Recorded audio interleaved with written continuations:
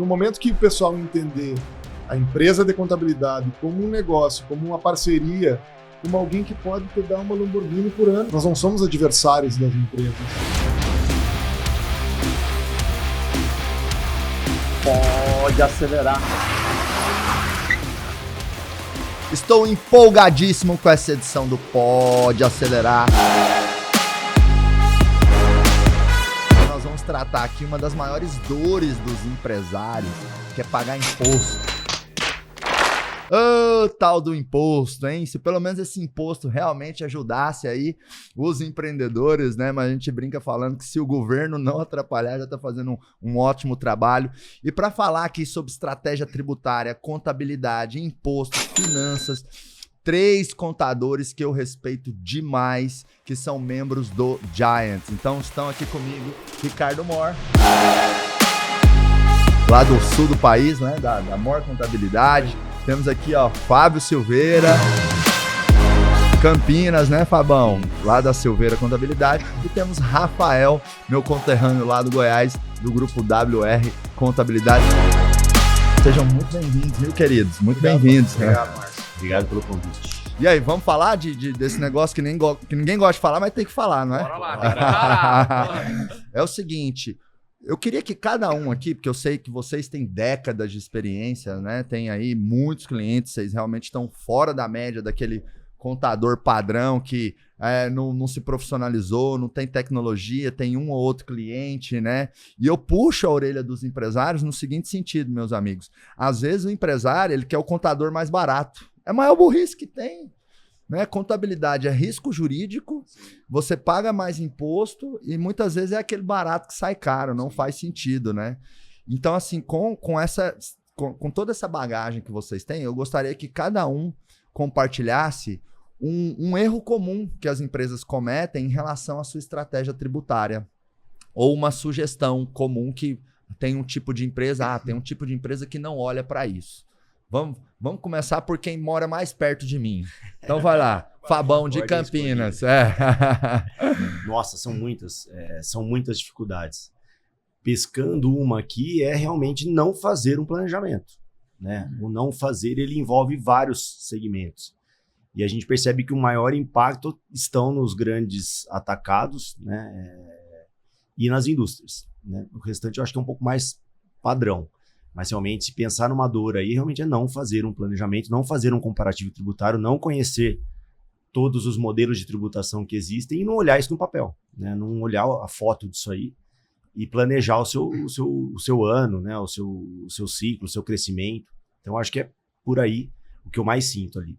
E às vezes isso acontece, né, Fábio? Porque justamente você tem um contador ruim, barato, sim, né? Sim. Aquele barato que sai caro. E eu sempre falo que barato não tem a ver com quanto que se paga, mas o resultado que se tem. Com o benefício que a entrega, né? Você vai numa banquinha de revista, compra uma balinha de 5 centavos. Aí você pensa, baratinho. Mas se você passar uma semana no hospital com uma intoxicação alimentar, olha o tanto que foi caro esses 5 centavos. Né?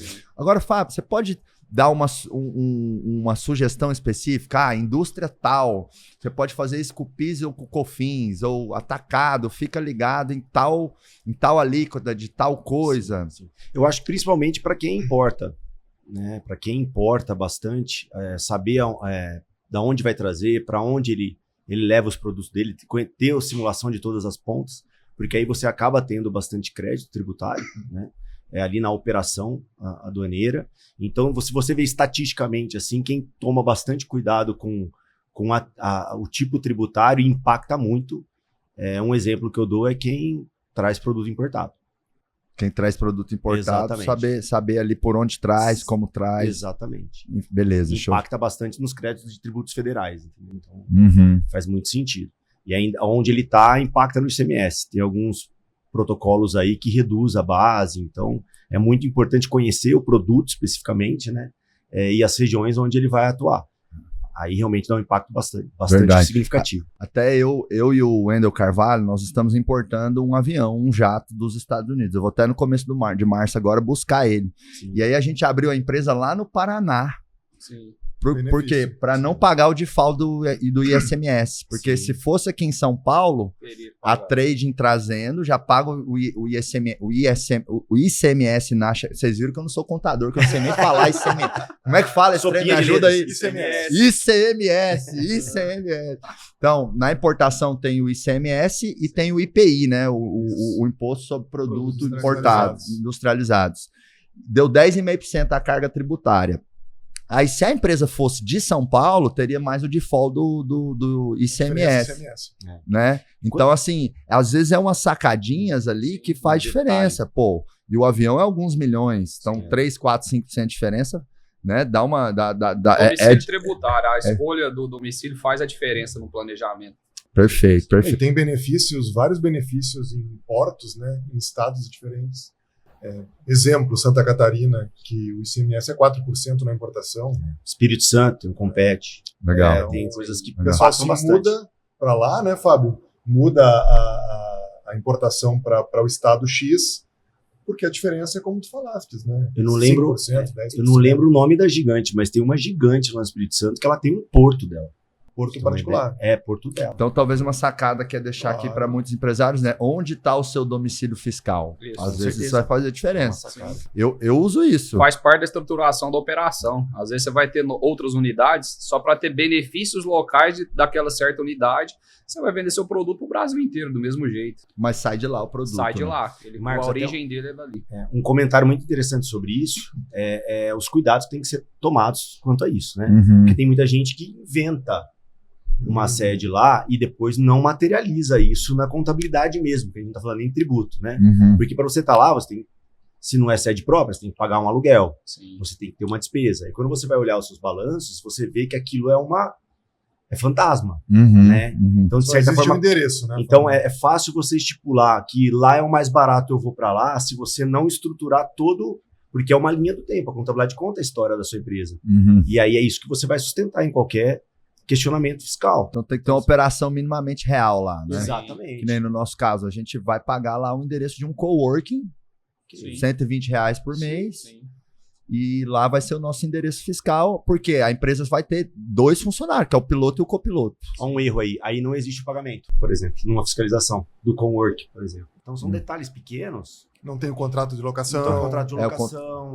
Entendeu? Então, assim, são detalhes pequenos, mas que fazem diferente. Muitas vezes o planejamento não encaixa para todos, né? Certo, Então, não certo. dá para ir usando como baseada, né? Essa questão do domicílio fiscal também não é só uma questão de importação, né? Eu por exemplo, a gente está aqui em Barueri, né? E aqui tem um incentivo. O ISS, o Imposto sobre Serviço, é 2%. Sim. Menor. Em Goiânia, Sim. no IBC, era 5%. Geral é assim. Então, é muito 3 a diferença. 5. E às vezes cada 1% a menos de custo bruto significa 2% a mais de lucro. O domicílio Claro. ele reflete no ISSQN, no ICMS, no ITCMD, para quando vai fazer planejamento Patrimônio. sucessório também, patrimonial. Então o domicílio ele é algo muito relevante, sim, dentro dos planejamentos. Cada um vai ter uma necessidade, mas vale encaixar, vamos dizer, aquela necessidade para aquela situação específica. Legal. Essa conta, né, do 1% de custo pode gerar 2% de lucro, eu faço a seguinte matemática para os empresários entenderem isso. Porque assim, na hora que você aumenta R$1 de venda, fui lá e vendi essa latinha de energético aqui, Giants, né, por R$100. Que energético Giants por menos de 100 não daria para vender, Não né? existe, Não não daria, existe. né? Seria um desperdício, né? Que é exclusivo para o membro Giants. Mas fui lá e vendi por R$100. Eu tenho um custo aqui. Vamos pôr que é R$20 o custo, né? Claro, estou sendo Sim. fictício nos números. Deu R$80 de lucro. Então, cada R$1 de venda, eu não aumento R$1 de lucro, porque eu tenho uma margem. Sim. Agora, cada R$1 que eu economizo, meu amigo, 100%. é 100% de lucro. Então, olha essa conta. Comprei uma camiseta a R$10 e vendi ela a R$20, né? Sobrou R$10. Se eu diminuir ali essa camiseta, 50% de margem, né? Sim. Paguei 10, vendi Margem a bruta. 50% de margem bruta. Aí, vamos supor que eu diminui 1% o custo dela, seja na estratégia tributária, seja apertando o fornecedor, caiu para R$9, certo? Ou seja, agora o meu lucro é R$11. Sim. E agora o meu lucro, ele passa a ser o quê? 51%, é isso? Ou 52%? 11 de 20, 11 de 9. 55%. 55%, é isso aí. Então é isso que eu quis dizer, entendeu? Você diminuiu R$1 no E aumentou custo. 10% o lucro. Você aumentou a lucratividade em 10%, saiu de 50% para 55%, né? Sim. Então, tem casos que é até mais. Então, tem que olhar para tem que olhar para a estratégia tributária. O custo é importante o tempo inteiro, mais do que o preço de venda. Exato. Então, tem que olhar para a estratégia tributária. E aí, vou puxar aqui você então, Rafael, meu conterrâneo. Diz algo aí que é comum você ver de erro lá dos empresários, coisas que vocês costumam arrumar lá na contabilidade, ou, sabe, aquela estratégia para um determinado segmento. Sim. Marcão, lá a gente também trabalha com essa parte do planejamento aí para todos os clientes, mas a gente gosta de dar uma atenção maior ao pessoal do agronegócio. Uhum. Quando a gente chega vamos dizer assim, na fazenda, para poder atender o cliente, tudo, ele é muito carente.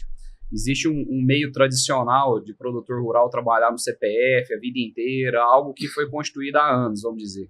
Só que isso mudou muito o mercado. Hoje a gente fala que o produtor não é mais produtor, ele é um empresário rural, porque mudou muito, as fazendas cresceram, a produção, larga escala, vamos dizer, faturamentos milionários. Então o erro mais comum que a gente pega, falando especificamente do agronegócio, é não ter o planejamento tributário, é seguir aquele padrão antigo, vamos dizer. E a hora que você põe na mesa, o produtor está deixando, às vezes, ali de imposto. A gente fala que é indevido porque é pago mais do que ele deveria. Ele está pagando mais do que deve. Ele está deixando lá 3, 4, 5 milhões por ano de imposto pago, que não precisava estar pagando aquilo tudo. Se ele tivesse feito o planejamento tributário rural dele, se ele tivesse buscado as novas formas modernas, vamos dizer assim, de trabalhar a fazenda dele. Então a gente muda muito. Eu falo que quando a gente chega no produtor para ajudar ele nessa visão tributária, a gente atua no tributário, contábil e patrimonial. A gente vai nesses 3 pilares. Por quê? Para montar um planejamento tributário hoje do agronegócio, para o produtor mesmo, com benefício, a gente tem que pegar esses 3 pilares. Porque a gente vai mexer lá na fazenda dele, a gente vai mudar o jeito dele vender o grão dele, a gente vai mudar o jeito dele comprar o grão. E a gente cria por trás disso tudo uma estruturação societária, patrimonial, que vai gerar um benefício da blindagem, que eu chamo mais de proteção patrimonial, vamos dizer, e é o primeiro passo para quando o produtor quer fazer depois um planejamento sucessório, que também hoje eles buscam muito, valorizaram muito ultimamente, sempre foi um patrimônio líquido com um valor de liquidez, vamos dizer assim, alto, mas agora, de 2, 3 anos para cá, aumentou muito mais ainda por conta desse boom do agronegócio do Brasil, né? Então a gente vê muito essa deficiência aí mesmo nesse ramo e a gente atua em cima para poder pôr dinheiro no bolso do produtor. Rafael, conta pra gente um case, sem citar, é claro, por Sim. exemplo, o cara tava lá vendendo tal grão, tudo no CPF, pagando tanto de alíquota, aí criamos uma empresa no lucro presumido assim e tal. Consegue narrar por cima um case para ilustrar para quem tá nos assistindo? A gente pode fazer uma conta e tem esse case lá diariamente, vamos dizer. Produtor rural, faturou lá seus 100 milhões no ano, trabalhando no imposto de renda, dele e da esposa, normalmente, porque o casal declara junto. O cara tá lá, superprodução, lucro no bolso, comprando terra, imposto de renda hoje, o resultado do lucro é 27,5%. Então aí ele tem que correr para comprar máquina, às vezes nem que ele tá precisando, só para arrumar a despesa para derrubar aquele resultado. Porque o produtor grande, ele não roda na presunção, a alíquota é muito alta, então ele não consegue, então ele tem que trabalhar no resultado. A gente no lucro real, você diz? No CPF tem a presunção também, que é dos 20%. A gente fala que no final dá 5,5%. Então, quando o cara produz pouco, ele consegue trabalhar desse jeito, ele não documenta a despesa, porque vai indo, a margem final compensa. Mas quando ele cresce, não. O faturamento dele cresce de um tanto, que se ele for pagar 5,5%, vamos dizer, de alíquota efetiva, 100 milhões, 5,5% dá 5 milhões. Então aí ele vai para o resultado real, mesmo que no CPF. Então é um lucro real de CPF, o produtor rural tem. Entendi. E a alíquota é 27,5%. Então se ele fechar um ano com 10 milhões de lucro, por exemplo, a vezes 27,5 dá 2 milhões e 700. Então o que a gente faz nesses casos dos clientes? Que é onde que eu falo amarração patrimonial. A gente busca a proteção patrimonial dele, pega as terras dele, a gente integraliza numa agropecuária. O pessoal mistura isso muito com holding. Isso não é holding. Eu falo que quem vende isso como holding vende errado. Abre uma agropecuária, integraliza os imóveis. Aí a gente vai começar a fazer o quê? Uma operação mista. A gente vai trabalhar a parte que está na terra, que agora a agropecuária que é dona da terra, não é mais o produtor CPF dele.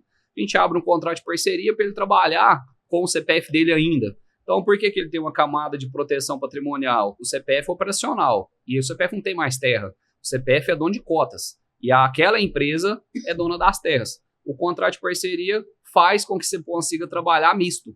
Então eu vou poder trabalhar o meu CPF com todas as despesas do meu negócio, vou vender grão nela até eu pagar aquela conta, vamos dizer, e dentro do contrato de parceria eu tenho que seguir regras do Estatuto da Terra, tem as tabelas lá que a gente tem que seguir, cada caso é um caso, vai variar de 20% a 50%, que eu vou vender grão no meu CNPJ. Aí entra uma das questões, essa agropecuária vai pagar 3% de venda só. Então, onde que a gente costuma dizer para o cliente o seguinte, eu troquei 27,5 por 3. Mas por quê? Porque eu fiz uma estratégia, não é que eu mudei a tributação do produto dele. A tributação na agropecuária é uma, a tributação do CPF é outra. E a agropecuária fazendo meios de parceria agrícola, ela não tem risco, porque ela só tem venda. Então não fica, mas você colocou a terra lá, a terra está em risco. Mas em risco do quê?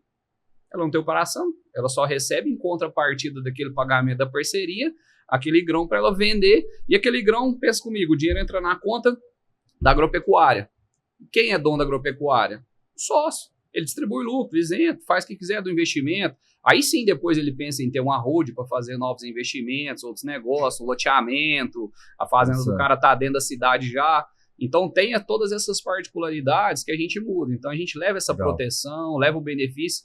Eu vejo duas lições com base no que você trouxe aqui que eu quero destacar para os empresários que estão nos acompanhando, né? Primeiro, tem como você reduzir drasticamente o seu imposto sem sonegar nenhum centavo. Não precisa. E tem muitos empresários que às vezes confundem. Não, mas espera aí, se o cara estava pagando 27,5% agora está pagando 3% em parte da receita, está fazendo errado. Não é. Não. É elisão fiscal. É evasão. Exato. Né? Esse é o planejamento. A gente desenha para o cliente entender até como ele vai continuar comprando e vendendo de um lado e como ele vai só vender do outro. Mas por trás disso tudo, para ficar certo, tem que ter a amarração correta. Não é comodato, não é arrendamento, é uma particularidade do agronegócio a gente trabalhar essas parcerias. Legal. E a segunda lição que eu quero destacar é assim, você trouxe um exemplo, mas como o Brasil é um manicômio tributário, existem milhares de exemplos de estratégias e planejamentos tributários, né? Eu lembrei de vários, até mesmo assim, quem tem produto e serviço. Se você pensar num desenho que é uma mescla, onde o produto te dá um pouca margem, você joga para o lucro real. Né? Isso só que tudo depende. Separa o negócio, né, Fábio? Separa o negócio, mas você tem que ver se tem aderência também com o seu público. Teve um cara que fornece, por exemplo, para Petrobras, para Ródia, para grandes empresas, talvez o contrato comercial dele não aceita ele segmentar. Entendi. Então tem gente que por isso que não é a ideia de a gente não pega planejamento tributário na prateleira. É tudo muito específico. Eu tava no churrasco com um amigo meu, eu peguei e comecei a usar. Falei, cara... É customizado. Customizado. Ricardo, conta aí algo que acontece muito lá, de um erro comum, ou enfim, uma estratégia bem prática que já aconteceu e acontece, né? Como o Silveira trouxe ali, quem importa, atenção, você que está no agro, atenção. O que você pode trazer? Erro comum, Marcos, eu acho que isso é uma regra na nossa convivência, né, com clientes, futuros clientes. Os clientes acharem que, primeiro, o contador é uma pessoa que talvez não deva ser ouvida pela cultura que existe no país, né? Eu identifico em vários lugares o empresário achar que o contador é um ser comum, vamos dizer assim. Um profissional que tem que tratar com atualmente 450 mil normas tributárias vigentes no país. Vocês sabem quantas normas foram editadas desde a Constituição Federal? Eu estava lendo sobre isso hoje. Caramba. Não tenho ideia. Vai fazer 30 anos, 35 anos a Constituição no dia 5 de outubro desse ano. 7 milhões de normas tributárias. São 200 mil por ano, são 2,2 normas por minuto, e cada 31 habitantes do Brasil tem uma norma tributária para chamar de sua. Então, é um manicômio. Manicômio tributário. Então, o empresário acha que, às vezes, não, vou contratar um escritório de advocacia para fazer o meu planejamento tributário. Até pode, mas se a pessoa não tem vivência na contabilidade, dificilmente ela vai conseguir acertar como uma boa empresa contábil vai acertar. O jurídico é um ponto importante, sem dúvida, né? Então, esse é um erro que eu vejo, né? Erro também, não, vou abrir 1, 2, 3, 4 empresas no Simples, né? Ontem nós falávamos disso. Porque, né, meu contador disse que Chegou eu nos vou 300, abrindo. sabe? Chegou nos 300, 400, 300 para escapar do simples estadual, né? Sobre o limite. Que tem dois limites do simples, né? O federal e o estadual. O estadual é 3 milhões e 600 anos e o federal é 4.800. Passou dos 3 milhões e 600, tu passa a pagar ICMS como se fosse uma empresa do lucro presumido ou do lucro real, né? E normalmente não compensa continuar no simples. Abre outra, né? Nome do papagaio, do cachorro, do periquito, né? Vai dividir Vai virando- faturamento. Vai dividindo, aí depois ele quer pegar o lucro da empresa para ele comprar um apartamento e assim nós vamos. Eu confesso que eu já fiz essa cagada uns anos atrás. Vou dar uma Essa é de prateleira. Essa Sabe que é- um amigo contou? Não, vai abre, abrir, né? Aí vai o nome da avó, vai o nome daquele. E às, vezes, Acabou parede. e às vezes até tá pagando mais imposto, Sim. né? Mas Sim. E assim, cases, né, Marcos? A nossa região lá no sul é uma região de fronteira. A nossa sede em Uruguaiana é o maior porto seco da América Latina. Então nós temos muitas transportadoras e a maioria delas só faz transporte internacional, mas isso vale para o nacional também. Nós pegamos há 2 anos, um exemplo, né? Sem citar nomes, uma transportadora, uma outra contabilidade lá, os coitados nem balanço tinham, tá? Aquilo que a gente está acostumado já. E ele estava no lucro presumido, 75 veículos, né? Carretas, Scania, Volvo, aquela coisa toda, um patrimônio de 40, 50 milhões de reais no lucro presumido, e pagando ou não pagando, que era o caso dele, que ele não conseguia pagar o imposto de tão alto que era, mesmo que a alíquota do presumido no transporte, a presunção seja 8%, né, mas a margem do transporte em relação ao que o lucro real pode ser, que é para onde nós levamos ele, representou para ele não pagar nenhum imposto no ano passado e estar recuperando, porque a gente faz essa coisa da recuperação do PIS e COFINS, né, que o Fábio falava da indústria e tal, da importação. A contabilidade faz isso no mês, isso não precisa tu esperar não sei quanto tempo para pedir de volta. Isso é uma questão de fluxo de caixa, inclusive, né? A gente vai aproveitando todos os créditos, tem a forma correta de fazer, e aí o empresário tem que cuidar em pegar uma contabilidade eficiente e séria para fazer, para não fazer o que aconteceu com algumas empresas grandes aí recentemente, né? tipo, americanas, né? Agora a Ambev apareceu também, né? Manobras tributárias, né? Até não fui muito a fundo, mas uma questão de aproveitamento de crédito. E o fisco está contestando, né? Bom, e essa transportadora, ele parou de pagar imposto, não pagou nada mais, né, dentro da lei, e está recuperando entre 50 e 60 mil reais todos os meses, pedindo dinheiro de volta. Só reduziu porque o governo ano passado zerou a alíquota do PIS e COFINS do diesel, né? Então o diesel era um ponto importante. De crédito tributário. De crédito tributário, né? Porque é um insumo, né, altamente incidente no transporte. Então, tem muita transportadora no lucro presumido, tem transportadora que não usa os créditos, que não se organiza. Tem termos específicos, né? Vamos lá. Transporte de cargas, o cara tem uma frota de 100 caminhões, mas ele precisa 300, né? Então ele subcontrata. Ele contrata pessoas jurídicas ou pessoas físicas, que o pessoal chama de freteiros, né? Os autônomos. Os autônomos, né? Inclusive os autônomos têm que ir para a folha de pagamento. A maioria das contabilidades não faz isso. A gente já pegou de tudo, né? E aí o que acontece? Até os freiteiros autônomos, pessoa física, num percentual reduzido, dão direito a crédito de PIS e COFINS. Mas outra coisa absurda também, existe um benefício fiscal para a folha de pagamento do transporte de cargas, mas tem para algumas indústrias, tem para algum tipo de atacado também, e o pessoal desconhece. Eu já peguei transportadora no lucro real, indústria no lucro real que não usava o benefício. É reduzir de 27%, 28% o INSS sobre a folha para 6 ou 7%. Entendeu? 20%, Marcos, sobre uma folha de 300, 400, 500 mil reais todo mês. É muito dinheiro. Entendeu? Então, assim, voltando àquilo que eu falei no início, né? Há um grande erro dos empresários é imaginar que a sua contabilidade... Claro, o barato não vai resolver, né? Não adianta nem sentar, às vezes, com o barato, porque ele não tem nada para te dizer. Mas sentar com pessoas que têm conhecimento e a quem tu pode escutar e aplicar essas coisas na tua empresa pode significar o Giants. Pode significar uma viagem de férias para a Europa todo ano. É muito dinheiro que está envolvido. Dinheiro. E ouvindo vocês, eu cheguei numa conclusão aqui que é assim, né? Esse parceiro contábil também, talvez verificar qual a experiência dele no meu segmento. Também. Por exemplo, se eu tivesse uma transportadora, Sim. eu ficaria louco para contratar o Ricardo, porque, né, se eu tivesse um agro, né, eu sei que vocês atendem todos os segmentos ali, enfim, mas acaba que a contabilidade ela vai pegando ali 2, 3, 4, 6, vai se especializando, né, também.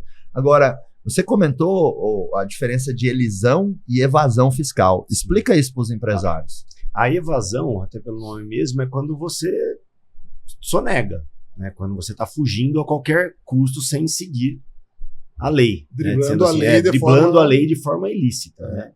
Que é crime. Exatamente. Crime e a fiscal. elisão é esse planejamento. Né? Então, o planejamento, você entender o seu segmento, mudar de sede, mudar de município, buscar uma filial, talvez, num estado que tenha um benefício. Ou até no exterior. Né? Até no exterior. O que acontece também muito, assim, independente da especialização do contador, é um caminho meio tradicional desse estudo. A gente estava falando até sobre infraestrutura para fazer esses estudos. Porque, assim, a gente até tabula, automatiza alguns exemplos, mas antes você tem que conhecer as condições, as necessidades, o produto do cliente para você poder automatizar o resto do estudo. Depois disso, começa o trabalho. Você fala assim, eu vou fazer uma reunião com o cliente sobre o planejamento tributário dele. Cara, não é uma. São 3, 4 reuniões falando de exemplos, de projeção de crescimento. Então, assim, o contador, nem só o barato, porque o barato não vai ter essa estrutura para, fora uma reunião, ter 3 reuniões, 4 reuniões com você simulando, sabe? Então, isso para uma operação onde você tem que seguir 7 milhões de legislação, onde cabe na operação. Então, eu acho que o barato acaba tendo menos estrutura e você vai ver que ele não vai ter esse amparo para te dar. Né? Ele não vai conseguir encaixar 4 reuniões para falar de planejamento de um cliente. Tem que ir a fundo ali no modelo de negócio daquele cliente. Até porque, na maioria das vezes, para implementar o planejamento tributário, o cliente, que é o dono da empresa, ele tem que mudar muita coisa interna dentro da empresa dele. Da cultura dele. Então dá alguns exemplos. Vou pegar pelo do transporte aí que o Ricardo comentou agora, assim, por alto. O cara tá acostumado a vida inteira a pagar o freteiro autônomo dele, o cheque da empresa e não reter nada. Então, primeira coisa... E não joga na folha. Né? E não joga, não documenta, não faz nada, porque ele tá no presumidão. Aí você pega e fala, vamos entrar pro lucro real, você vai ter tanto benefício tributário X ali, por exemplo, só que agora você vai ter que documentar o frete que é pago pro autônomo. Tem que reter o INSS, tem que reter o imposto de renda. Seu sistema faz isso? Não. Meu sistema é para tirar CTI. Comprei na internet, pago 300 conto por mês. Então, primeira coisa, vamos trocar seu sistema. Seu sistema tem que ter essa amarração. Então é onde que entra a segunda, primeira, terceira, a quinta reunião e o cliente tem que mudar isso interno, porque se ele não mudar o operacional dele, nós não damos conta de entregar lá na ponta com segurança, correto, e vale com a as pena deduções. Essa mudança, né? Vai pro lucro real, o cliente vai para o lucro real, nesse caso que tu exemplificou, e ele vai pagar mais, porque o freteiro não vai aceitar receber R$100 a menos, né? Sim. Então, em vez de 1.000, agora é 1.100. Então, ele absorve. Só que ele vai se creditar 9,25% de PIS e COFINS. Sim. E vai deixar de pagar 34% ao fringir dos ovos, né? Sim. De imposto de renda e contribuição social sobre o lucro. Então, ele esquenta a operação, se protege legalmente, faz o que a lei manda fazer. Sim. O cara tem a renda dele correta, declarada, né, o freteiro, tu não corre nenhum risco trabalhista e tu ainda paga menos imposto. Quer dizer, qual é o problema de não fazer? Vai gastar um pouco mais com custo administrativo, mas vai ganhar 10 vezes mais no custo tributário. Vale a pena passar por essa dor, né? E aí o cara vem, né, Rafael? Muito. Mas eu tenho que contratar uma pessoa mais para o financeiro, R$2.000. Não vou. Aí é economia boa, né? Então. Mas o que a gente fala muito é isso, por exemplo. Aí você faz o cálculo, faz o planejamento e vê que o cara tem uma vantagem boa. Aí você olha para dentro da operação. Fala, vamos ver agora a capacidade sua de atender essas necessidades. Né? E muitas vezes você acaba tendo que jogar um ano para frente para que ele tenha um ano para se preparar. Né? Porque tem um detalhe também, por exemplo, em especial do lucro real, é que qualquer menos ali no seu extrato não significa crédito de imposto. Né? Então tem um conceito das despesas que você toma, você tem que fazer uma matriz. São dedutíveis ou não. Tem né? algumas que não são dedutíveis, e que confunde muito o empresário. Então ele fala, paguei um investimento, ou até algumas coisas bem, paguei uma parcela de um financiamento. O pessoal confunde, de né? crédito. Sim, muito. É menos, acredito, 9,25. Não, tem que ser insumo ao seu produto. Aí entra um monte de problema. Por exemplo, qual que é o insumo para a empresa do Marcos, que é prestadora de serviço, mentoria, treinamento? Qual é o insumo para uma indústria? Aquilo, eu vou fabricar uma caneta, é o plástico, é a tinta, tal. Aí o cara começa a colocar outras coisas, que são investimentos no conceito contábil. E aí ele faz uma conta, que tudo aquilo é menos, e te apresenta, por exemplo, um lucro real. E os empresários olham aquele cifrão, e falam, achei. E ele não entra na matriz, só que a matriz sua tá aqui. Isso aqui, cara, tá na lei, é insumo. Isso aqui, em alguns tem coisa que vai gerar crédito, tem coisa que o não. O conceito de insumo é 2018, 19, que teve a súmula do STJ. E é aberto, muito aberto. Ele mesmo assim, ele não esclareceu totalmente a situação. Mas insumo em suma,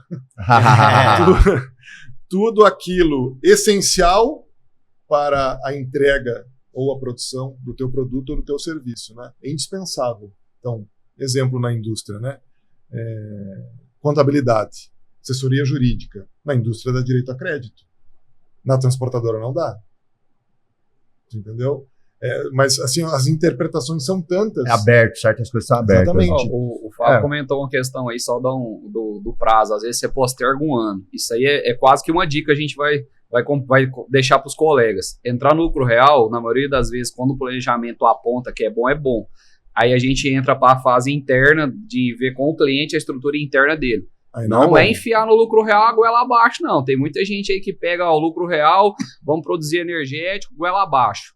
Tem que estar bem com esse alinhamento, planejamento, com esse alinhamento processo interno com o cliente, com o processo, porque se colocar a goela abaixo também ali, aí a empresa tem que ter um administrativo financeiro mais redondo e mais maduro, né?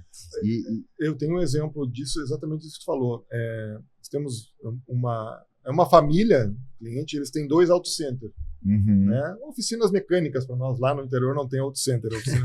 Isso é auto center, eu não tinha entendido. O que é isso? É de comer, de passar no cabelo?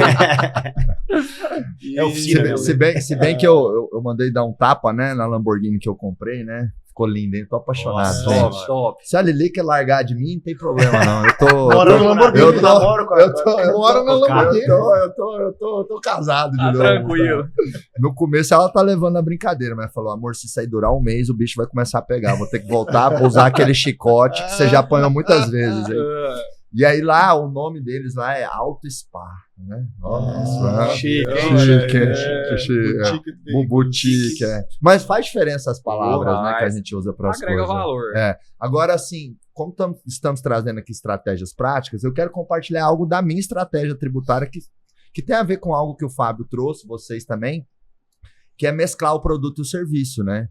Então, como nós somos uma empresa de educação, então hoje o nosso contrato, quando a gente vende, e também no processo comercial, na nossa página, material em PDF em vários lugares, e a gente vem deixando isso cada vez mais claro, a gente diz, você está contratando uma prestação de serviço e um material didático embutido nessa prestação de serviço, né?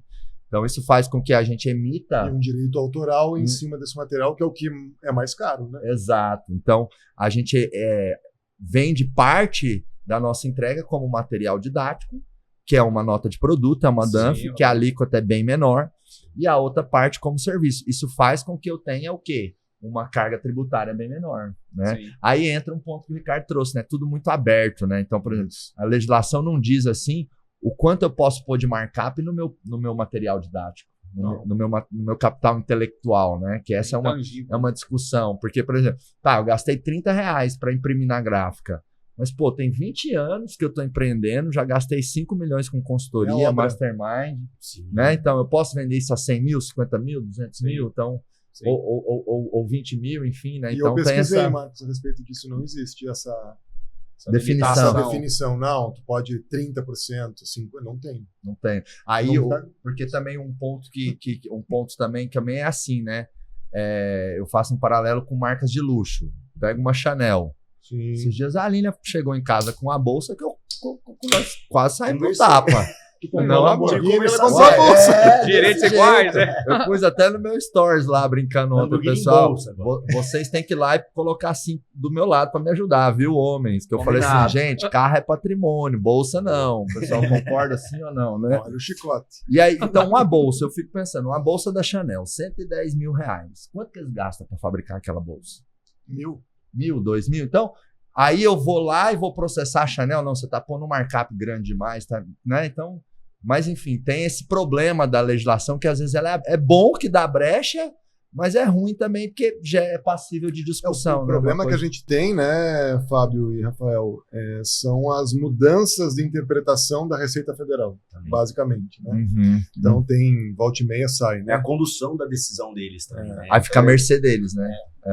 Você aumenta o seu risco, né? Porque a tabela ali, o cara coloca em amarelo, vermelho, coisas que você tá fazendo. Vermelho não, né? Era pra você não fazer. Ah. Mas em amarelo, aquela que Opa, posso aqui eu provisionar, pelo menos. Tem que medir o risco, né? provisiona ou, Tem que medir o ou, risco. ou deixa o estômago preparado, né? Sim, Se um Pode dia acontecer. vir... Risco Mas aí calculado, a né? escolha tem que ser do empresário, né? É. Olha, aqui nós temos um risco, a opção é tua.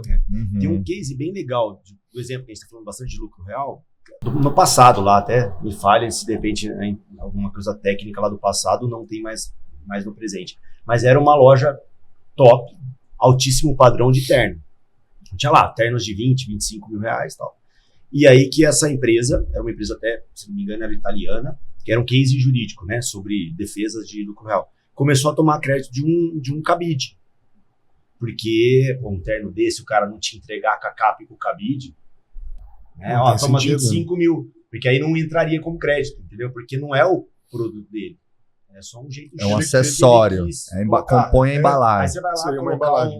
um terno 25 pau, o cara enrola assim e fala, toma, Marcos. Não dá, pô. Sem dá. cabide, sem capa. Aí veio uma tese jurídica na época, que eu acho que eles conseguiram convencer o fisco, se não me engano, tá? Que aquilo era fundamental pelo nível do Aquilo era insumo. produto dele. Não, Então eu poderia insignificante. acreditar os É, 9%. Mas foi indeferido. Foi na briga. Foi na briga. Insignificante perto do faturamento que o fisco tem com Também, os a 25 mil proporção. reais do terno. Exatamente. Aham, aham. Ah, o cara Que tomou era 5 1.000. reais de crédito. Tá. Entendeu? Agora eu quero trazer aqui na mesa o papo sobre desoneração de folha de pagamento, né? Uhum. Porque aquele amiguinho nosso, Getúlio Vargas, deixou essa nhaca para o nosso país, né, chamada CLT. E sempre que eu critico a CLT, eu gosto de dizer que eu não critico ela pensando no empresário, mas pensando no mercado de trabalho, no trabalhador. Porque muitos empresários, inclusive eu, inclusive vocês, todos aqui, né, nós somando aqui, nós temos centenas de colaboradores. Muitas vezes você deixa de dar um aumento de 1.000, 2.000 pensando no reflexo trabalhista. Muitas vezes você tem que, né, Te inibe, né? te inibe a criar uma premiação, te inibe, sabe? Então, é ruim para o mercado de trabalho, por quê? Porque tem menos posições, menos promoções, Sim, menos bônus agressivo, sim. porque a empresa, a cada R$1, eu ensino a fazer essa conta. A conta não é bem essa, mas somando custo visível e invisível, eu falo, cara, faz vezes 2. R$1.000 na CLT faz vezes 2.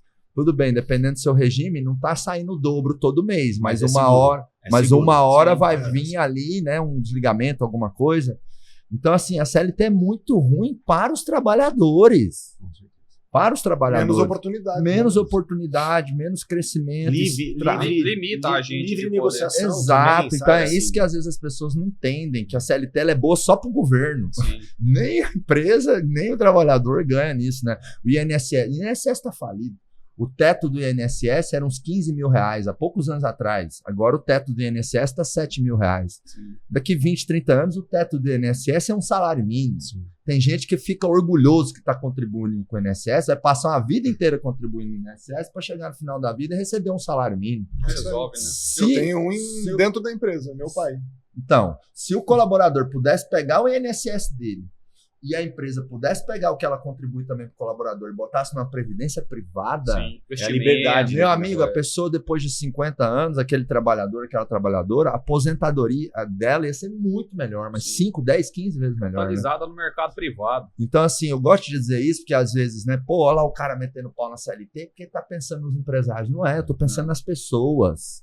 Né? Os países mais envolvidos aí, países que estão na nossa frente, você pega os Estados Unidos, por exemplo, não existe país que tenha essa complexidade de leis trabalhistas e de burocracias trabalhistas. Nos Estados Unidos, você tem lá um contrato do empregador e o colaborador. É o seguinte, você vai ganhar por hora, por dia e tal. semestre. É combinado entre dois adultos. É produção. Nos Estados né? Unidos, Exato. eles falam do salário anual, né? Tantos $1.000 por ano. Exato. É Claro, que é um tem conceito totalmente uma outra regra, uma outra proteção, mas distante. De dar uma liberdade. Inclusive, para muitas pessoas de outros países, eu já viajei para muitos países, quando você está falando do sistema de leis tributárias e você tenta explicar o 13º, muita gente de outro país não entende, não. Porque, tipo assim, como assim 13º? A pessoa Engraçado não que nem trabalhou... vocabulário tem, sabe? Assim, Não. então você não consegue nem... Exato. Não é resultado, é obrigação, né? Isso. Nós temos clientes argentinos, né, Aham. que têm empresa no Brasil e tudo mais.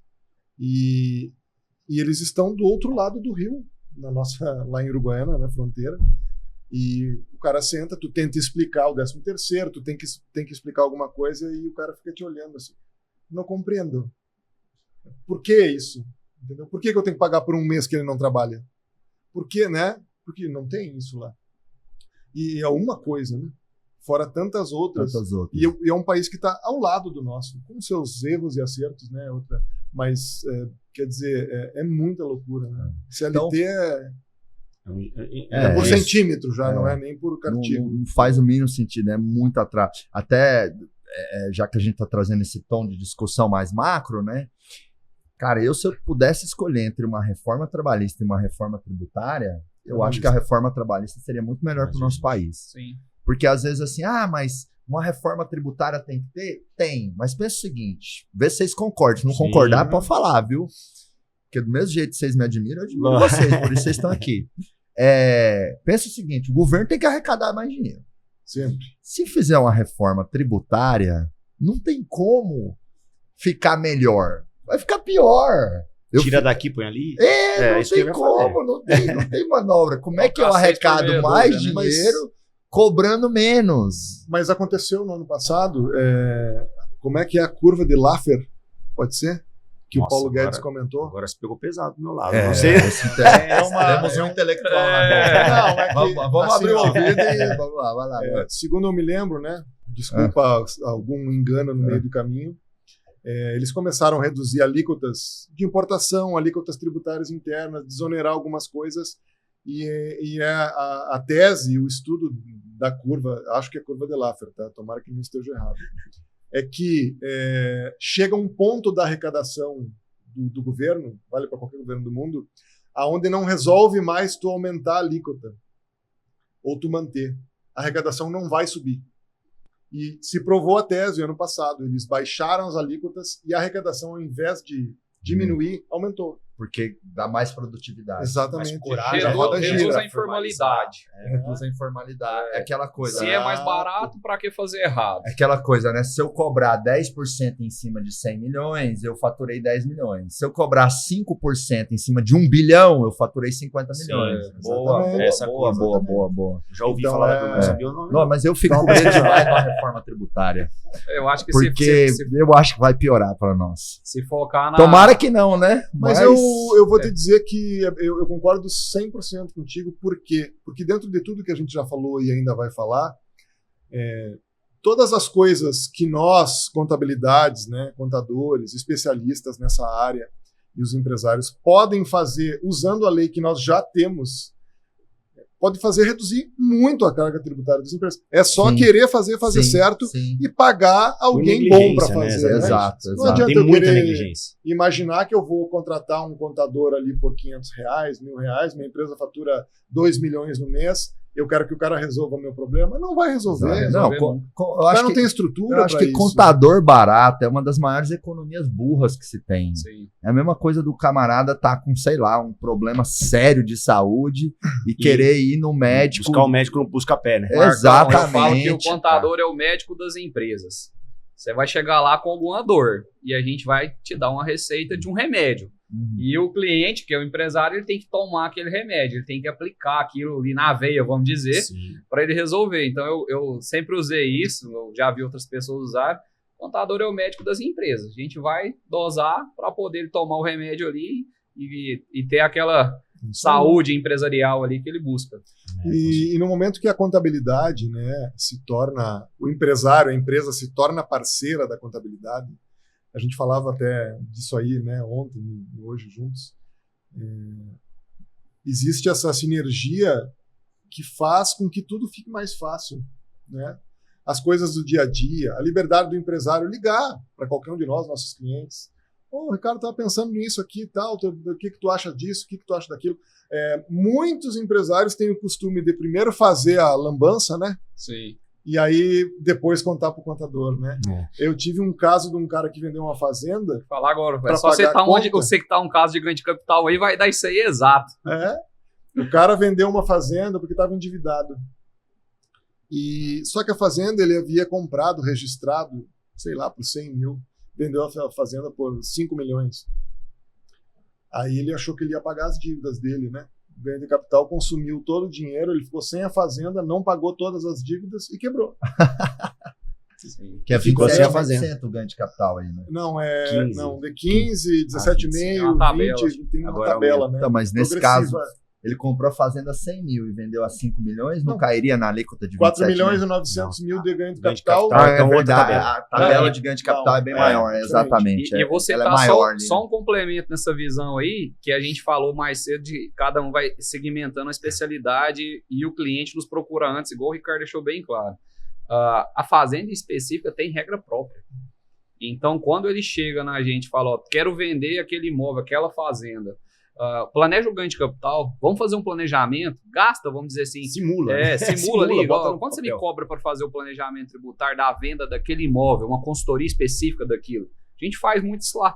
E a gente deixa o lucro no bolso do cliente. Porque o cara economiza metade. Ele vai economizar e muito se ele vender aquele imóvel, se ele escrever naquela escritura aquilo que a gente está falando com ele, se ele vender aquele imóvel da forma que a gente propôs para ele, ele vai economizar e muito. Só que você já chega lá com a escritura feita, assinado no cartório, eu vendi, já era. Rafael, deixa eu te fazer uma pergunta.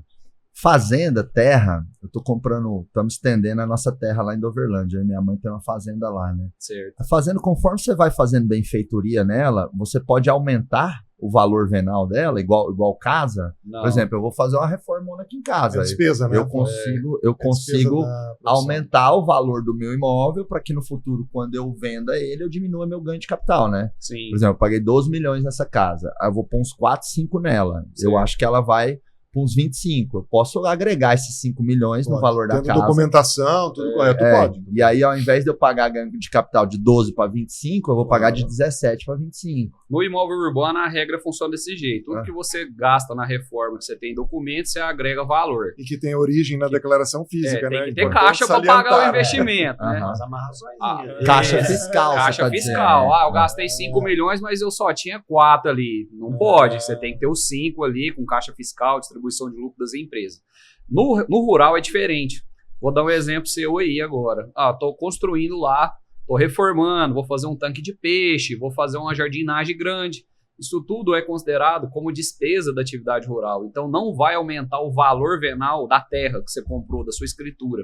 Isso aí vai ser dedutível no seu resultado do ano da atividade rural. Entendi. Então, por exemplo, o Marcão vai mexer com gado lá. Uhum. Então eu comprei R$1 milhão de cabeça de gado esse ano, vendi por 1,5. Gado gordo. Mas eu gastei 400 mil na casa lá, no curral, na reforma, no tanque, nos peixes que eu coloquei lá dentro. Tudo que é bens, insumos lá, vamos dizer, da atividade rural. Você derrubou seu lucro. O CPF na atividade rural tem essa particularidade. Então você fala, mas na hora que eu for vender o imóvel, eu gerei dedução, tudo bem, não paguei imposto de renda naquele ano, no lucro que eu tive naquele ano. Mas na hora de eu vender esse imóvel, o imóvel valorizou. E eu vou dar escritura, aí onde que entra esse planejamento tributário. Aí a gente vai ver, Marcão, a terra está no nome de quem? Seu CPF ou está no nome da sua empresa, da sua agropecuária? No seu caso específico, você já tem uma holding de verdade. Está na holding, está na agropecuária ou está no seu CPF? É 3 cenários distintos. Porque eu vender pela holding patrimonial, o ganho de capital é menor do Vai que na variar. pessoa física. Vai para O apuração. imóvel rural específico, ele tem uma regra, aí depende se a empresa está no lucro presumido no real. Isso. Então, o planejamento tributário, ele não é de prateleira. E também depende se Sim. eu vou vender o imóvel, porque eu posso vender o imóvel como estoque na holding também, né? É Se uma tiver- possibilidade. Pode ser se ele tiver contabilizado como estoque. Uhum. Só que normalmente está contabilizado como ativo. Como ativo, capital. Aí ativo é uma tabela, como estoque é outra. E o rural? O rural é outra tabela. Inclusive as atividades que tem na sua empresa, né? Porque Sim. tem alguém que, para você definir o que é ativo, normalmente é porque se você não tem essa atividade fim na empresa. Sim. Você vai De- fazer uma de holding que não estocar, tem né? gestão de compra e venda de imóvel. É. Então, qualquer imóvel que você comprar ali naquela holding Tem de que pôr como- participações, tem que pôr como ativo. Você Tem não tem pouco- opção de jogar não, lá na minha no holding estoque. patrimonial tá tudo como ativo. Agora, se todas. tem uma empresa de aluguéis, compra e venda de imóveis, vai virar, por exemplo, eu comprei para vender, é estoque. Uhum. Aí é uma tabela. Até esses dias eu pus no meu stories lá falando, né, que eu tava mandando dinheiro, distribuindo o lucro da minha empresa operacional para a minha pessoa física, Sim. mandando para minha holding patrimonial, da holding patrimonial mandando para a Aviation, que é a empresa dona, que vai ser dona do avião, que eu tenho São sócio. sócias, as A duas aí holding são patrimonial sócias. é a a dona da da- holding, a sim. holding patrimonial tem 50% da Aviation. É dona da perfeito. aviação. E o Wendel tem 50% da Aviation. Sim. E o pessoal perguntou, mas por que o dinheiro faz esse Tem que caminho fazer. todo? É o caminho né? do dinheiro. Por que que você não manda? Aí eu tava explicando. É Aí o o pessoal proprietário que perguntou retira. muito, mas o que é uma holding patrimonial e quais os benefícios de uma holding patrimonial? Sim. Né? Então eu queria trazer isso para a mesa. E cuidado, antes de mais nada a gente falar disso, né? Existe no mercado e no conceito comum que a holding resolve qualquer coisa. Né? Não existe proteção para quem está afim de fazer lambança o resto da vida. Também. Aham. Né? Porque tem muito empresário que acha isso, né? É. Não, vou fazer uma holding e estou protegido. Não é por aí, né? A holding é um nome muito usado até. Eles também trabalham muito. Tá bem tá meio popularizado tá meio agora. hold, E está mas- sendo usado de forma equivocada por muita gente. Uhum. Eu defino lá no escritório, quando eu vou explicar sobre holding, sobre projetos desse para cliente, para 3 benefícios. Um é um planejamento sucessório. É um plano mesmo, uma família que quer organizar as gerações ali. Sim. Gera O economia outro é lá para na frente. economia tributária, porque para aluguel, por exemplo, é 27,5% para 11,33%, 11,33%. só tem os tributos federais. E para compra e venda. Para compra e venda, cara, você tem que botar no papel. Porque Caso a caso. muitas vezes não vale a pena, porque você vai vender um bem, né, de 1 milhão por 2 milhões, você teve um ganho de capital de 1 milhão na pessoa física sua. E na holding, se ela tiver essa atividade de compra e venda, você vai pagar o lucro presumido sobre os 2 milhões. Então você tem que colocar qual que é o lucro desse tu vai pra desse alíquota imóvel do- especificamente, do qual das imposto. duas fica mais barata, antes de você integralizar. Porque tem cliente nosso que tem intenção de vender e é um imóvel muito antigo dele. Tem E tem uma algumas dedução, né? deduções, então você tem que fazer. Não pode ir de supetão. E outra, para você alugar já o imóvel e ter 27,5 para 11,33, você tem que pagar ITBI. Você tem que colocar o imóvel, integralizar e pagar ITBI. Então, normalmente, você vai ter uma economia aí que a gente faz um estudo lá de 2 a 3 anos para começar a ter vantagem. Porque você tem um desembolso em 30 dias. ITBI não dá choro nem vela. Mas se, Não tem você parcelamento. mas se você comprasse o imóvel pelo CPF, você não paga o ITBI igual? paga, Aí mas é, para uma, você aí, jogar... aí é uma Mas das é mesmo. estratégias. É. Já, em vez de você comprar pelo seu CPF, já compra pela sua Quando já empresa, tá Pela comprando holding, pela nova. holding É, ou pela administradora de Você imóveis. já coloca no nome da holding. Já que quando você compra tem que pagar, que pague uma vez. Já na Toda empresa. vez que há transmissão ao pagamento do imposto. Exato. Então, comprei na física, paguei. Vou transmitir para a holding, paguei também. Então, assim, clarificando para a nossa audiência, a holding patrimonial é uma empresa, né, que você bota ali imóveis e quando eu alugo um imóvel por ela, eu pago 3,33% de imposto. 11,33. 11, Ela não tem Você ISSQN sobre locação. Troca não tem 27,5 por 11. Na pessoa física seria 27,5, né? Isso. E também essa questão de sucessão é o quê? Inventário no Brasil. Meu avô que me criou morreu no ano 2000. O inventário dele terminou agora. Nem o Sabe seu. que é, Mentira. Marcos? Assim, então, E muitas na vezes... holding você tem todo o desdobramento ali com os ativos. Vai o balanço para É, o inventário. Não tem Quando outra- você faz um planejamento, principalmente para planejamento sucessório, muitas vezes não é uma economia. Muitas vezes é um planejamento. Então eu vou organizar isso em vida, né? Uhum. Para que algumas vezes tem economia, mas nem é o principal.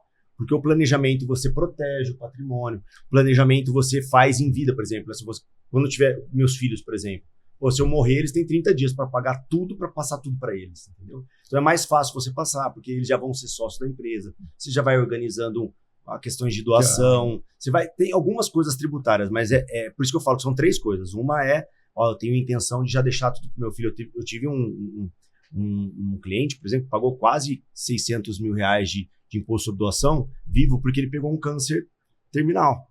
Ele falou, Fábio, eu tenho um filho único.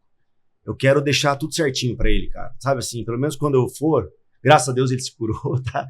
Mas quando ele for, eu não quero, assim, ele vai lá e já as cotas já estão no nome dele, eu coloquei um usufruto para mim, já toma posse, já tá tudo certo. Sabe assim, então tem essa vontade, né? Então, Legal. Vamos dizer, Marcão, que holding, por estar tão popularizada, muita gente acha que abrir um KNAI de holding, eu tenho uma holding. Holding, eu acho que ela, um pouco do que o Fábio falou da sucessão, ela é muito mais ampla. Holding, ela tem que ser um projeto. Para que eu quero? Qual que é a minha necessidade? É simplesmente uma proteção patrimonial imediata? É com visão sucessória? É um projeto que tem que ser desenhado, que também não é de prateleira. É muito específico, com particularidades. Se ele tem um foco sucessão, ele já está no segundo casamento, é primeiro, ele tem filho nos 2. Tem muita regra por trás. Tem nora, tem que ser analisado, caso a caso. Dentro de hold hoje mesmo, a gente varia muito o domicílio tributário também, o custo na hora de fazer justamente essa sucessão. Cada estado tem uma tabela. Então, eu tenho que ver até nisso. Qual estado hoje é mais benéfico eu ter a minha holding? Certo? Se eu quero fazer ela já, e eu tenho lá a minha administradora de imóveis, eu tenho as minhas empresas, ações, eu tenho a minha agropecuária, eu tenho uma holding que é dono daquilo tudo. Qual é o melhor domicílio tributário hoje no Brasil para ser dono de uma holding também, igual é a sua lá no Paraná do avião, especificadamente, não da holding?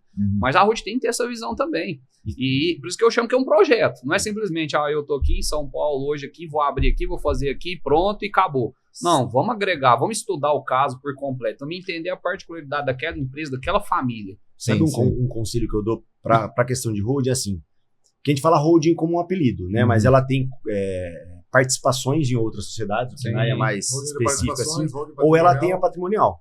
Então, assim, eu particularmente oriento o meu cliente a nunca ter as participações junto com o patrimônio. Separa as duas. Tem que separar as duas. Por quê? Porque você está protegendo. Vamos pensar, uma das finalidades sua foi proteger. Não é 100%, só que ao mesmo tempo, mas melhora. E aí você coloca o bem dentro da sócia da indústria sua, por exemplo. Assim. Então, assim, é o que eu faço hoje. Eu tenho a holding patrimonial nossa, é a família Marques Negócios e Imóveis. Né? E nós temos o grupo acelerador holding de participações, que é ali que eu entro no contrato social de outras empresas, invisto. Então, na holding patrimonial tem carro, imóvel, né, avião, enfim. E na outra ali, ela é sócia dos negócios. A outra. Não, ela não sei se daria para dizer que é operacional. Eu vejo assim, porque ela não emite nota. Tem holding operacional e não operacional também. Você tem uma que ela só recebe lucro. Você tem uma que é cofre, que é a que é dona dos bens. A operacional que eu digo é a que faz os investimentos, que compra as outras empresas, que entram nas outras ações. Exato. Mantém cada uma de um lado. E é permitido tu teres alguma atividade econômica na holding também. Não existe não é vedado, problema. não tem vedação. O que a gente está entendendo agora, porque a gente está nesse momento de planejamento, se eu crio outra de investimentos para ser dona das empresas de educação, tá? Sim. Ou se eu uso essa para ser também, aí depende da minha estratégia de investidores no futuro, né? Sim, talvez depende aonde você vai ter mais sócio, eu vou ter mais mobilidade. Sim, pode ser. Só para não deixar para passar... venda, né? Exato. Você quer vender segmentado? Isso, quer vender só empresa de educação. Então, vendo o guarda-chuva aqui, que é dono das duas empresas. Igual, por exemplo, você teve esses dias agora, o rapaz, desculpa até não falar o nome exato por não lembrar. Você vendeu um pedaço do acelerador lá. Aquilo ali tudo faz parte dessa decisão que você está comentando. Exato. Vamos fazer um planejamento porque eu vou vender mais um pedaço. Ganho de capital, né? Tem o ganho de capital. No CPF é um, no CNPJ é outro. Então vamos fazer o planejamento para ver por onde é mais barato. Vamos dizer, você vai ter mais economia na hora de vender. Pô, cara, aí tem toda essa análise. Pega 10 milhões que tu tenha vendido. E imagina a diferença entre a física e a jurídica no ganho de capital. É gigante. Você vendeu cota, né? Para não deixar passar só sobre a sucessão e holding, o pessoal confunde muito também assim, né? Planejamento, sucessão familiar e tudo mais. Outro imposto, né? ITCMD, Imposto sobre Transmissão, Causa, Mortes e Doação. É o do inventário. Do inventário. Né? O cara não vai escapar, mesmo tendo a holding, do ITCMD. Só que o ITCMD vai ser sobre o balanço, né? Sobre as cotas herdadas e não sobre o imóvel ou 100 imóveis que o cara tem na holding. Né? Ah, mas pode ser o valor muito parecido, só que o balanço tu não corrige, né? O fisco vai ter que avaliar o balanço pelo que está escrito no balanço, na contabilidade. Já o imóvel, o valor sempre sobe, né? Não vi nunca imóvel descer de valor. Né? É legal, complemento um erro que fazem muito na valorização do imóvel. Lá eu posso comprar, vou fazer uma benfeitoria aqui na sua casa e vou acrescentar os 5 milhões nela. Tem muita gente que erra e parece muito mesmo. Corrige conforme o valor venal do IPTU. Sabe assim, ó, meu imóvel é 1 milhão, passou a ser 1.200.000. Ele vai lá e joga porque conforme o IPTU. Ele vai atualizando junto com o IPTU. Ele tem que pagar, ele pode fazer, desde que ele pague o ganho de capital. O cara que faz a dele, sabe, normalmente, nem faz com o contador que isso faz existe a dele. na contabilidade normal, né, Fábio, Rafael? Reavaliação de patrimônio, né? Aí o camarada tem a casa aqui, comprou por 2 milhões. E tá na holding. E aí eu vou reavaliar, agora vale 20. Aí tu vai lá na contabilidade e joga os outros 8. Tu pode diferir porque eu quero para banco e tal, também acontece. Tu eleva o teu imóvel para 20 milhões e coloca lá uma diferença dessa reavaliação e um diferimento do imposto de renda e da contribuição social sobre esse ganho para um momento que tu realizar ele. Pode te beneficiar por um lado, mas é tudo muito específico, cada caso é um caso. Agora, se tu realizar imediatamente e vender o imóvel, tu tem que pagar o imposto. Entendi. Entendeu?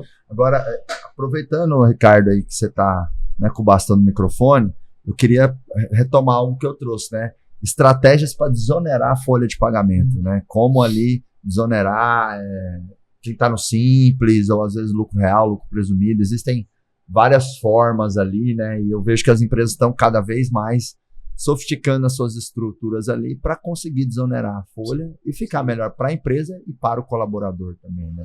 Existem ramos, né, como o do transporte que eu citei, tem algumas indústrias e comércios, eu não recordo se o Fábio e o Rafael lembrarem quais são. Basicamente funciona assim, transporte, né, que é uma coisa muito viva para mim. Tu substitui a alíquota da parte empresa do INSS sobre a folha. Que é quanto? Na verdade, o pacote total é em torno de 27,8%. 25 a 28. Depende do FAT, depende do grau de risco. Sigla e sigla, uma coisa. Vamos enlouquecer. Até meia-noite. Risco de acidente de trabalho, tudo isso aí. Mas assim, pegando 28%, por exemplo, tu vais conseguir reduzir para 6 ou 7%. Com a desoneração da folha. Substitui isso, e aí é específico, como o Rafael frisou em várias situações já, por 1,5% do faturamento.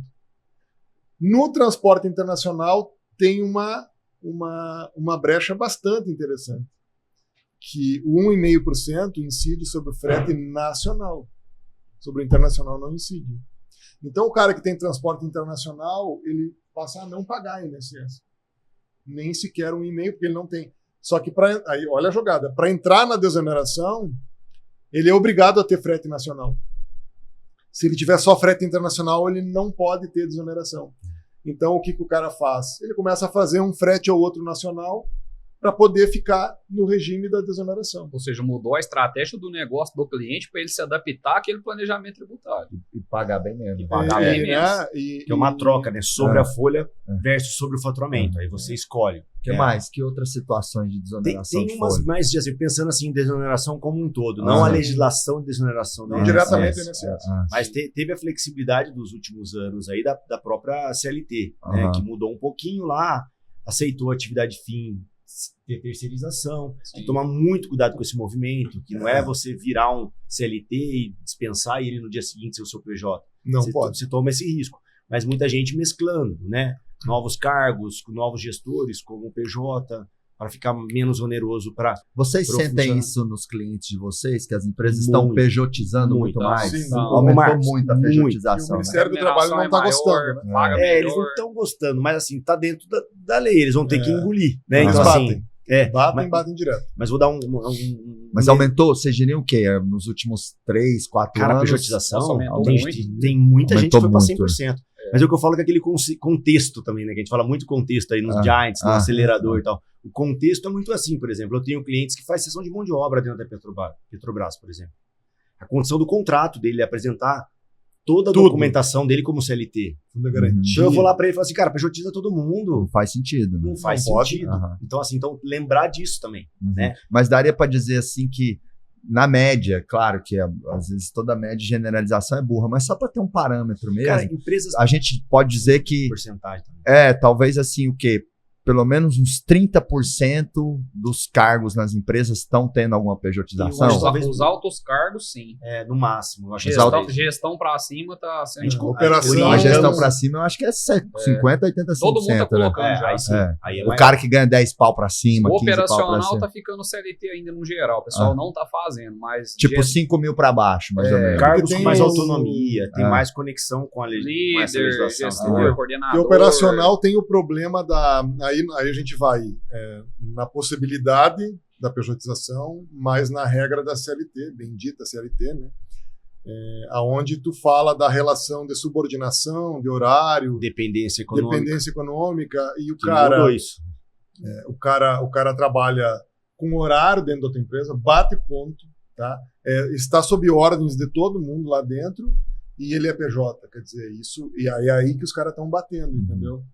E eu acho que quem, não tá bom. Eu acho que quem tem empresa e pejotiza tem que saber que está correndo um risco. Exato. Por mais que você esteja calçado ali na pejotização, que é acima de X mil e tal. Mas aí eu acho que dá importância de ter cargos de confiança nessa relação. Porque também o profissional de alta performance, o gestor de alta performance, sabe que essa relação PJ é melhor para ele, inclusive. Sim. Paga menos cara, também. O cara, vamos lá, vocês vão saber o número na ponta do lápis melhor que eu. O cara ganha 10 mil CLT. Quanto que fica líquido para ele? Mais ou menos. 27 mil, 7, mais talvez. 11. 6,5, 7. 6,5, 7. Aí, entendeu? Desculpa o E palavrão. empresa... Puta que pariu. Sim. Puta que pariu. Aí, beleza. Aí, 10 mil ali, vezes 12 meses, dá 120 mil. Qual que é o limite do MEI? O MEI hoje é 81 ainda, mas ele abre uma empresinha no Simples Nacional, vai pagar 6% talvez. Vai pagar 6%. Então, assim, e às vezes a empresa, ao invés de pagar 10, pode pagar 11,5%, 11% PJ. Mas aí o cara que abriu um Simples e aí diz, mas eu não vou pagar o contador. É ou não é? Ele chora no desconto. Não, mas esse PJ que ele fala, que não é concorrente, né? Tem as contabilidades online aí. Ele entra lá no Contabilizei da vida e, cara, o pau, né? Resolve sozinho. Pra ele, eu acho que realmente não faz sentido. Mas isso é legal, isso a gente trazer aqui, porque as empresas têm muito receio, né? De maneira macro, o que eu falo é o seguinte, o certinho é todo mundo CLT, tora o pau. Agora, existem brechas e legislações, estratégias para você pejotizar alguns, e pode, não é que tá errado. Entendeu? Agora, é o que o Ricardo trouxe também, faça sabendo que tá no amarelo ali, né? Porque se for puxar a nossa amiguinha CLT ali no frigir dos ovos, tem um conflito bastante grande. Falar de erros disso aí. Mas assim, eu acho que vale a pena para muitas empresas um ou outro cargo usar esse trabalho, até porque é melhor para a pessoa. Sim. Quanto maior o valor, mais vale a pena. Exato. Sim. Aí você tem um diretor, um gerente de casa, tantos anos e tal, aí ganha, vale a pena. Mas né? você vê, até vamos pensar na nossa vivência, e quando você olha que o cliente tem muita PJ, quando ele entra, aí você fala, deixa eu dar uma olhadinha no seu contrato. Aí o contrato do cara é igualzinho o CLT, sabe? Sim. O cara recebe no 5º dia útil, o cara tem 13º, o cara tem férias de 30 dias. O cara... Tá erradíssimo, né? Não, aí então, o Ministério do Trabalho chega, vai... Estruturou errado o negócio. Porque dá para ter essas precauções na pejotização. Sim. Né? Quais precauções? Vamos lá. Nada é garantia total de proteção, né? Sim, assim como é o caso da holding. Mas diminui a contundência da coisa, né? Sim, você não usar nenhum desses fatores. E o outro que eu recebi, várias orientações jurídicas disso, é assim, tornar aquilo um produto. Aí você fala assim, ela tem que me entregar tantos atendimentos por mês.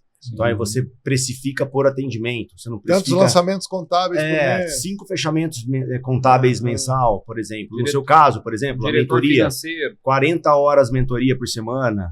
Sabe assim, tornar um produto. Sabe assim, você... Tornar essa relação um produto com entregáveis tangíveis no contrato. Exatamente. Resultado. Eu acho que a principal dica, fora trocar, não ter as mesmas características, né? Um 13º, umas férias, um dia de pagamento, sabe? Assim. E uma coisa importante, só para a gente pode falar depois, para a gente não esquecer, acho que vocês também vão entender. Cuidado com o MEI. Sim. Existe um conceito amplo e restrito do pessoal achar que o MEI resolve tudo e que ele vai pagar aquela guiazinha lá e tá tudo certo, né? E a coisa não é bem assim. Até porque o MEI tem a lista de atividades que é permitido, né? Não também, são todas que... mas tem a questão da limitação do valor em cima do faturamento que tu tens. Acho que é 32%, se eu não me engano. Posso estar equivocado. Supondo que fosse. Então, tu está emitindo lá 5 mil de nota todo mês, né?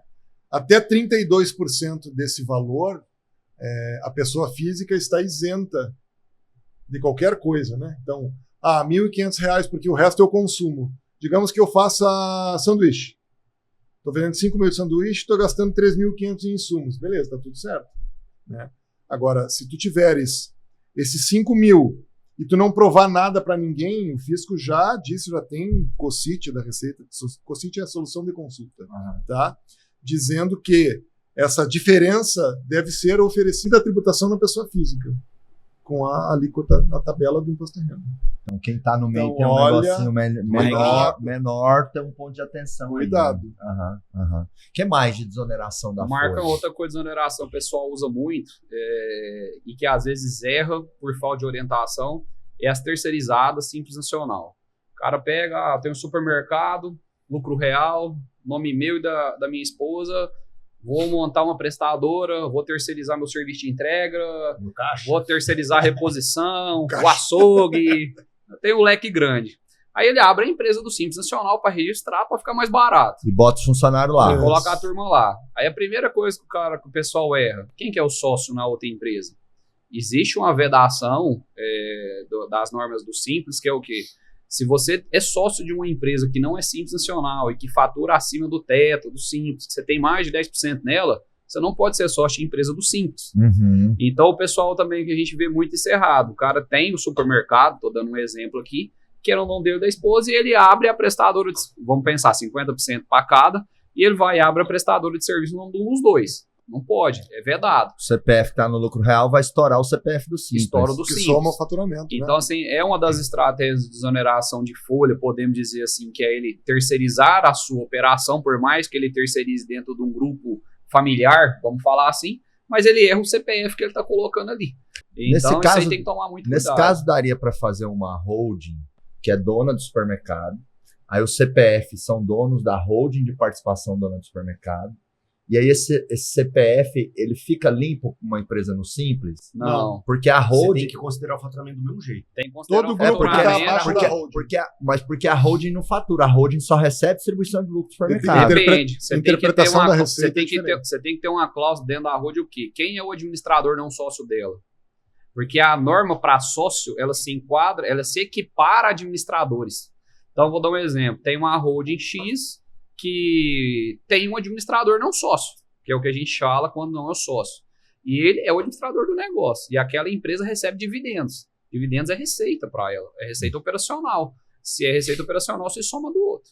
Então tem que tomar muito cuidado com essa decisão do societário, no que se diz isso. Qual a figura? Não sou sócio. Eu sou administrador, não sócio. Você é equiparado a sócio. A norma do Simples, no Perguntas e Respostas, lá é bem claro quanto a isso lá.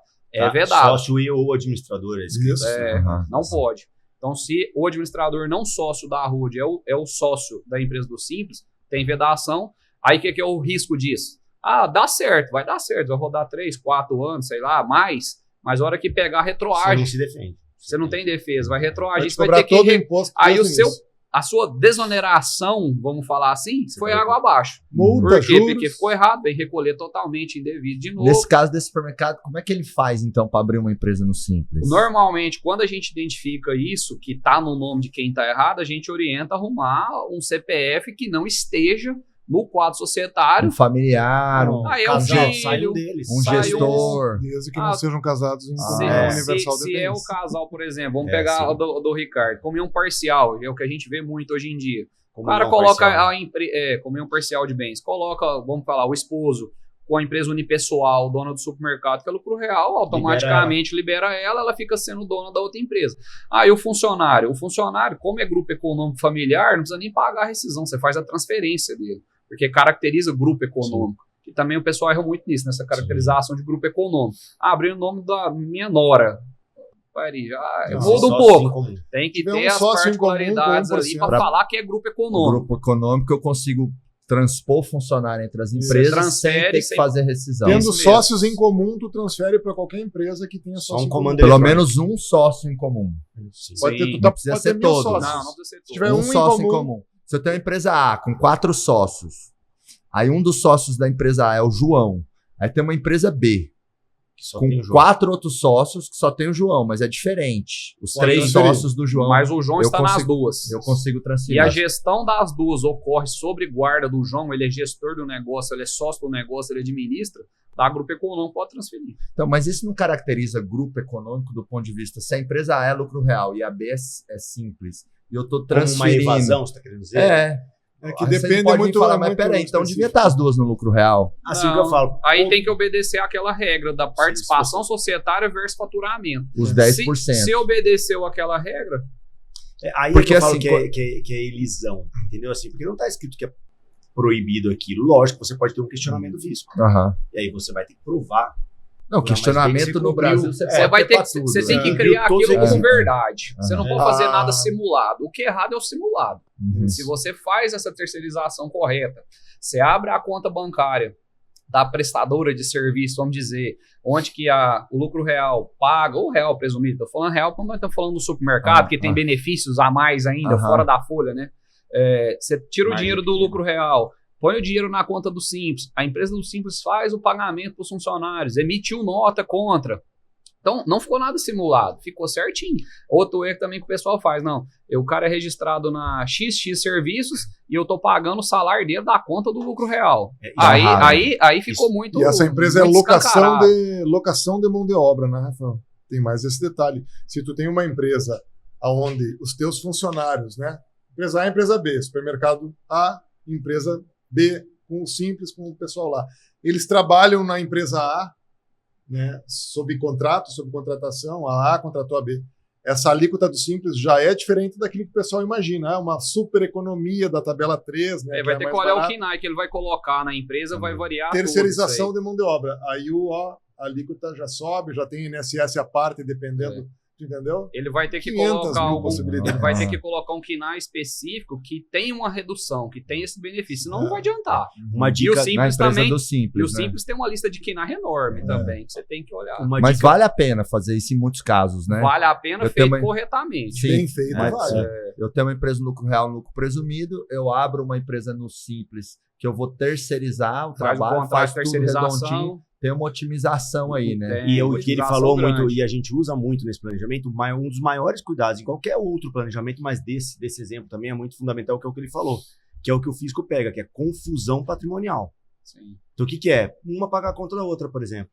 Parece super simples, as duas são minhas, o empresário é muito assim, ele acha que é tudo você dele. faz um book para ele do planejamento tributário dele. Ele segue só até a página 2.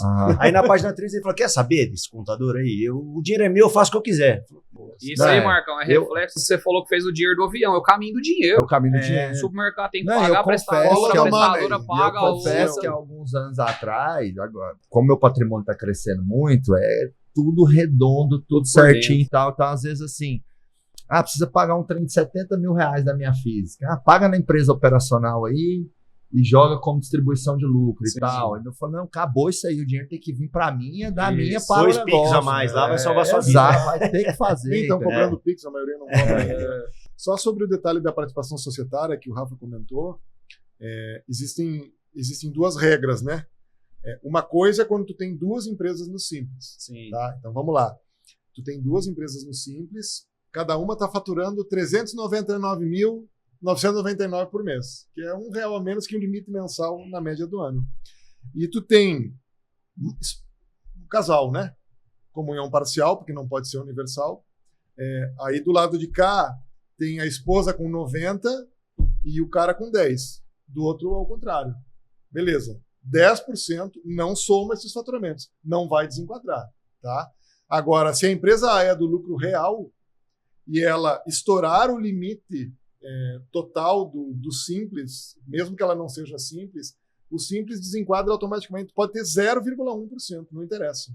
Porque carregou o faturamento do lucro real para a empresa Exato, do Simples e aí- através do sócio, que aí- ele tem mais de 10%. Não, Isso. é porque daí, quando tu tem uma outra... Nós tivemos um cliente desenquadrado agora em novembro, retroativo a janeiro. Tá? Aham. Agora até vamos falar de como funciona para te depois pagar os impostos e como é que tu vai pegar o dinheiro de volta. Né? Porque não aproveitam um Não pelo aproveitam. outro. Tu não Ah. compensa o que tu pagou. Tu precisa resolver, refazer contabilidade, apuração fiscal, gerar os impostos, pagar o parcelar, Pagar tudo como presumido Aham. e depois Pagar pedir uma o real. restituição. Entendi. Multa de Aí tu atraso, vai pedir de entrega no volta o DCT, dinheiro. Não foi Tá. feito, nos pagar esquece. todas as multas. Agora, esse caso aí explica por que desenquadrou o Simples do lucro real. Porque a regra do até 10% vale para empresas do Simples Nacional.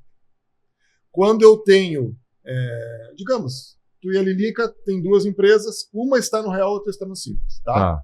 E aí tu vem trabalhando e tal, a empresa do Simples está dentro da regra, não tem problema, mas tu tem 99% aqui e 1% na do Simples. E ela ao contrário, ela tem 1% no lucro real e 99% na do Simples.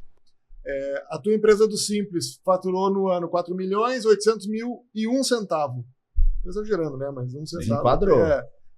Não, ela é real, ela não desenquadra em nada, mas ela derruba a empresa do Simples, porque tem um sócio em comum e não interessa se é 10% ou não.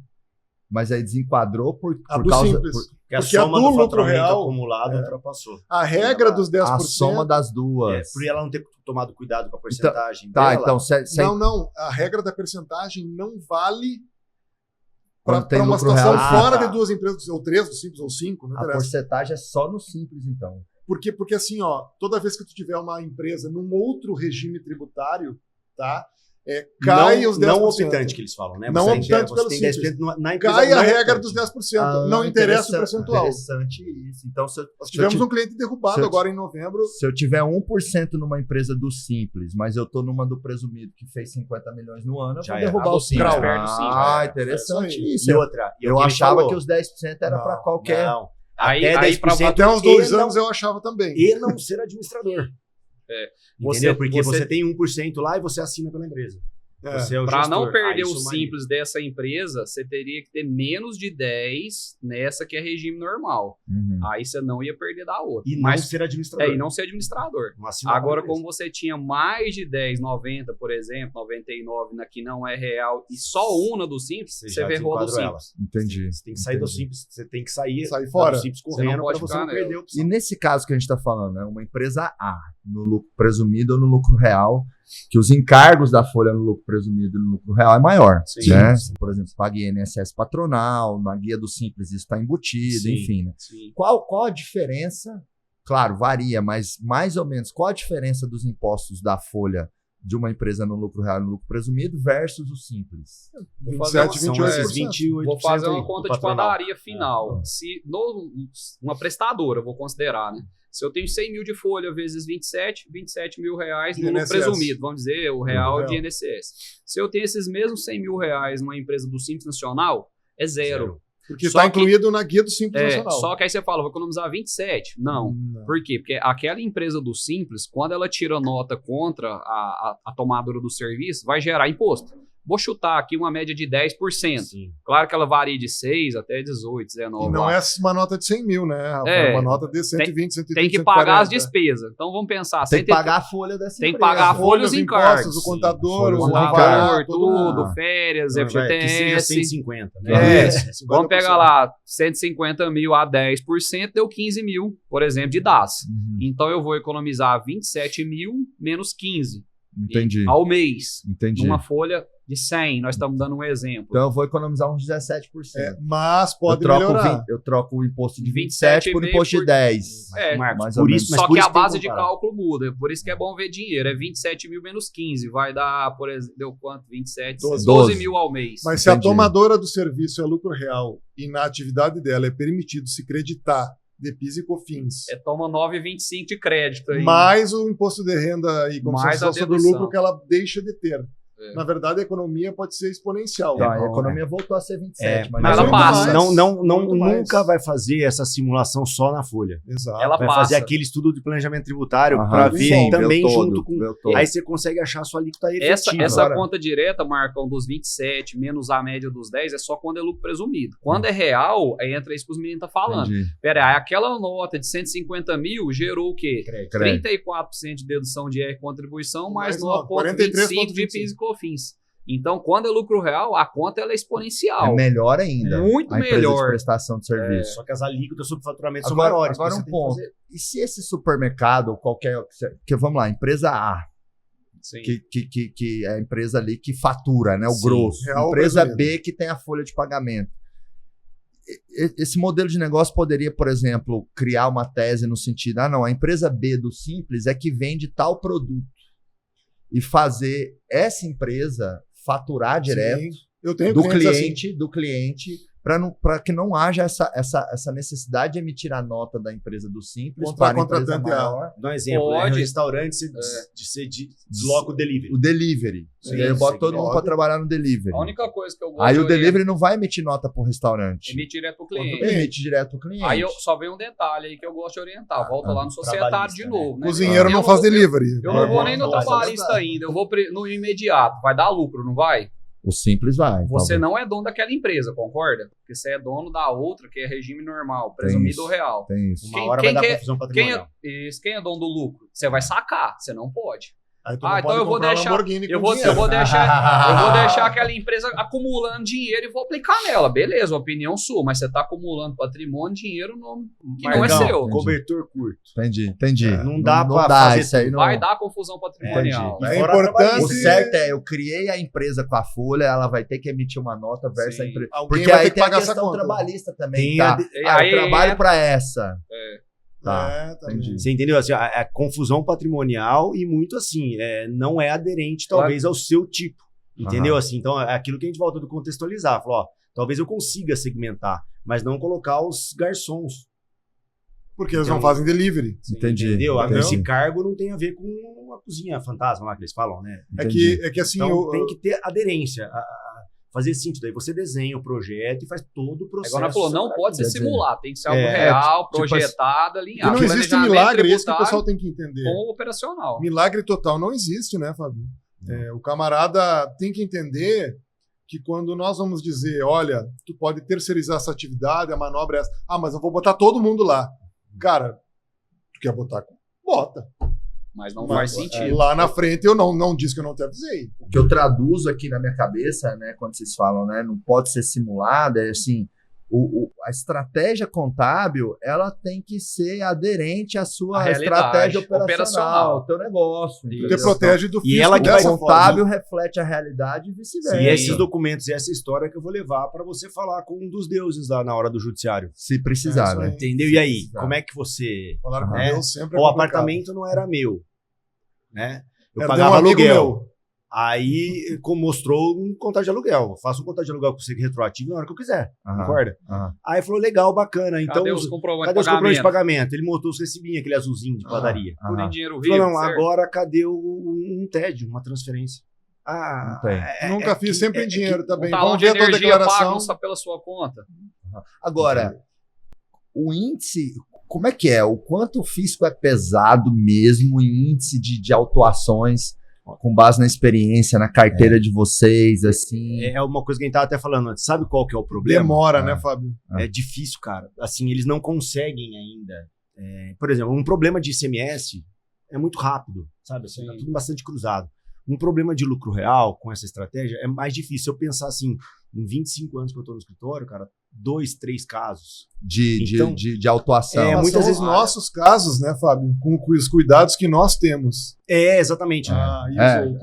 isso, entendi. Então existe realmente- Vocês são boas contabilidades. né? Exatamente. Então, o índice Perfeito de vocês ninguém é é. baixo, Sim. o índice de vocês é baixo, que é um trabalho bem feito. É, né? Sabe um trabalho que, porco. sabe que Trabalho essa... consultivo mesmo, ajudando Não, porque ali a Não estruturação. sugeriria, até Por nem que, sugeriria. por que eu tô se fazendo você essa não sabe, pergunta? Porque eu acho que assim, né? Aí, falando como empresários Lógico. e como alguém que é ouvido por centenas de milhares de empresários, né? Assim, e eu acho que é muito tese. Por exemplo, quando perguntam para mim, Marcos, CLT ou PJ? Eu falo, qual o teu perfil? Qual o teu apetite para risco? Sim. Você quer deixar 100% redondo, ter menos possibilidade de questionar e tal? É CLT. Você quer fazer ali um meio termo? Bota os cargos de confiança, os cargos que têm base na lei para PJizar mais PJ. Se é um cara com mais apetite para risco e tal, você pode agressivar um pouco mais na PJ. Não tem certo e errado, na minha opinião. Sim. É você entender prós e contras de cada cenário. E aceitar o Sim, risco. cenário, E aceitar o risco, a relação risco-retorno de cada um dos cenários, Sim. né? Agora, o que às vezes eu vejo assim é, tipo assim, não pode ter de uma ponta, de um extremo, tipo assim, o fisco nunca vai chegar em mim. Não existe Não isso. É porque ele tem que provisionar isso. Até, né? porque, Esse risco. até porque existe, cada vez mais tem mais tecnologia e as Sim. coisas vão se Eu amarrando. ia falar da tecnologia. E por um outro lado também, eu também acho que o outro extremo não vale a pena, no sentido de tipo assim, cara, não vou emitir uma nota de material didático aqui. Eu tenho uma empresa de Muito educação. conselho. Ele deixar de não- usar as estratégias que dá pra usar de porque ele tem receio. medo. Exato, um Porque ele receio tem medo. extremo. Não Não Quer pode usar de fazer forma isso. conservadora, Desde que ele usa, mas usa. Desde que ele Exato, faça essas estratégias com verdade material naquilo que ele tá Ah. propondo, não vai ficar errado. Embasa. Exato. É igual porque o material. dia Tem dele- o material, tem o negócio? Tem. Tá entregando? Tá. Onde tá errado Tá no isso? A margem de lucro contrato. tá errada? Não. Ah. Agora, se eu vendo o material, mas nunca tem ele, eu não tenho ele nem pra usar aqui de rascunho, não, aí não dá. Não tem nota Então, de entrada na não gráfica, comprei. não tem É, nada. Tem eu que ter comprei. a verdade material, tem que existir. Aham. Ela Boa. faz parte do Boa, planejamento. a verdade material tem que existir. Sobre o risco do fisco e a tecnologia, né, mas falando de tecnologia, primeiro uma coisa importante para os empresários se darem conta, né, que muitos deles enxergam o fisco como 5 anos para sair do Serasa, né? Não, passou 5 anos, estou fora. A gente pega, todos nós pegamos, vários clientes que chegam para nós, mas eu não tenho nenhum problema tributário. Aí tu vai consultar o fiscal dele, a contabilidade dele antiga, transmitia os informativos zerados, para ele não pagar imposto. Né? Acontece bastante. Né? O que acontece nisso, na legislação e na jurisprudência? A prescrição, né? Porque hoje não prescreve mais, é tudo eletrônico. Antigamente o imposto prescrevia porque o fisco não conseguia, né? Era tudo meio manual, batido à máquina, acontecia. Se tu não declarou o que tu tem que declarar quando tu devia ter declarado, eu entreguei, tem a história dos 5 anos, né? Entreguei uma declaração lá, nós estamos em 23, né? Pegar lá, 2018. Esse ano vai prescrever, entreguei zerada, ninguém me pegou. Essa prescrição não existe, ela é contestável e ela provavelmente vai ser derrubada na Justiça Federal pelo governo federal, né, ou em outras esferas. Então, esse erro é bastante comum na cabeça dos empresários. E a segunda coisa é assim, tecnologia. Teu iPhone é o 14. Eu não atualizei ainda, é o 13. É o 13, tá. Inclusive, quem tá ouvindo, assistindo aí, quiser mandar um iPhone 14 pro tio, ele Tá vem aqui, vou receber, vou fazer um story, vai entrar nas Vai minhas combinar orações, muito com a Lambo. vai combinar com a Nós temos Lambo. colegas da área, né? Fica a dica aí. Fica a dica, Giants. né? Celularia e o... A celularia lá de cima, né? Do Isso. Douglas. E tem o... Ali vende celular, hein? Nossa senhora. E o Homem da Claro também, Ah, né? O Xará, Rafael, vou ué. pedir pra... Vocês deram o caminho. Pronto, vai tá ser mais fácil imaginar. isso aí. Mas assim, o que nós precisamos entender, a Receita tem uma tecnologia, a Receita Federal, eu falo Receita, mas a gente fala Sim. de fisco como um todo, né? Talvez tirando as prefeituras menores, mas os estados e a União, imagina o seguinte, pega o mesmo arquivo com vários dados, um arquivo imenso, gigantesco de dados com parte fiscal, notas e tudo mais. Hoje tu tem um iPhone 13, tá? Há 5 anos atrás tu tinha qual telefone? Nem lembro qual tinha. Não lembro. Bom, então tu coloca esse arquivo para rodar e poder gerar uma informação no teu telefone de 5 anos atrás, que é o prazo que o fisco tem para grampear, né? E no teu iPhone 13. Aí então estamos em 2023. Qual vai ser o número do iPhone em 2028? E é o mesmo arquivo. Entendeu? Então a informação está lá. Mas eles ainda não pegaram, ainda não conseguem ver, não encontraram. Mas a tecnologia que eles vão usar não é de hoje. É a próxima, é a próxima, é a próxima. Então a possibilidade de cruzamento e tudo que eles estão fazendo... Ela é real, já amarrando, existe. vai amarrando cada vez mais. Por isso que a gente É, defende muito o planejamento, E Marcos. aquela Não tem por que coisa, fazer E aquela- financeira, né? Sim. E aquela- Aconselho para todo empresário que acha que recebe dinheiro na conta, cartão de crédito, e que Pix. não dá nada, Pix e tudo mais, chama no Google lá, né? Digita lá, ó, e-financeiro. E lê o que está escrito lá, não vou dizer nada. E vamos lá, convenhamos, se o seu negócio não dá margem porque você tem que pagar os impostos corretamente, tem algum problema no seu modelo de negócio. Não existe empresa vencedora no médio e longo prazo que tem sonegação, né? Existe empresa vencedora que tem o quê? Tem a elisão, a estratégia fiscal adequada que vocês trouxeram aqui muito bem. Agora, a evasão, a sonegação, é insustentável no médio e longo prazo. Então, ainda existe aí, na cabeça de alguns empresários, isso veio de uma ou outra geração, enfim, e ele acha que aquela, né, aquele jeitinho e tal, que vai dar mais, não vale a pena, né? Tem que melhorar, agregar valor no produto, melhorar o financeiro, melhorar as estratégias e sustentar a sua margem pagando o imposto devido. Aí eu quero fazer um destaque do que é o imposto devido. Todo imposto que você tem que pagar, o mais reduzido possível, de acordo com a lei, de acordo com o seu modelo de negócio. E aí, acho que uma das principais mensagens que vocês trouxeram de forma unânime aqui é qual é o seu planejamento tributário, o seu planejamento fiscal.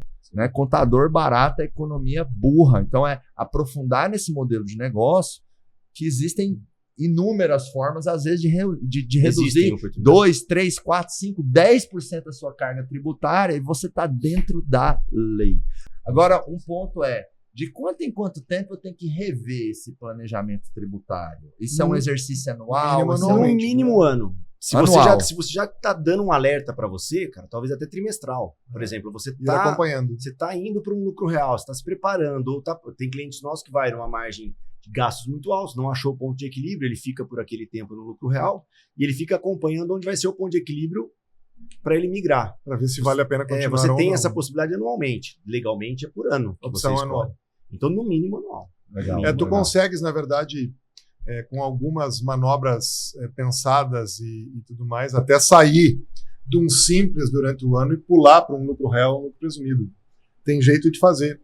Mas é como o Fábio disse, tu tem que estar acompanhando muito de perto, entende? E aí tu faz uma manobra lá, envolve societário, envolve... Você pode até abrir uma outra, fala, cara, deu ruim aqui, eu vou abrir uma outra no meio do caminho, entendeu? Só mas se tu não estiver acompanhando, tu nem sabe que deu ruim e que deu bom. Né? Agora, vamos colocar o seguinte cenário aqui, ó.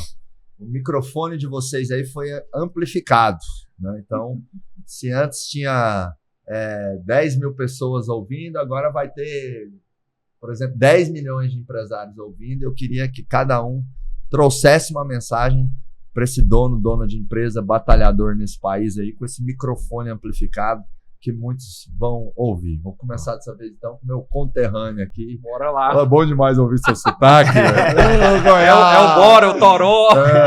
Você tinha que ter travado para mim um piqui pro seu amigo aqui. Rapaz, não tinha, não, avião ia cheirar o avião inteiro. Quando eu vier de carro, eu vou trazer. Tá perdoado. Porque vira e mexe meus amigos olhando, fala, né? Cadê e tal? Enfim, agora o pessoal fala, mas você tem um avião. Eu falo, mas vai feder do mesmo jeito. Mas... aquela mensagem aí. Bora lá, para a nação empreendedora. Isso aí, para a nação empreendedora. Pessoal, planejamento tributário é a alma do negócio para poder crescer estruturado, fazendo certo, pagando o mínimo possível de imposto.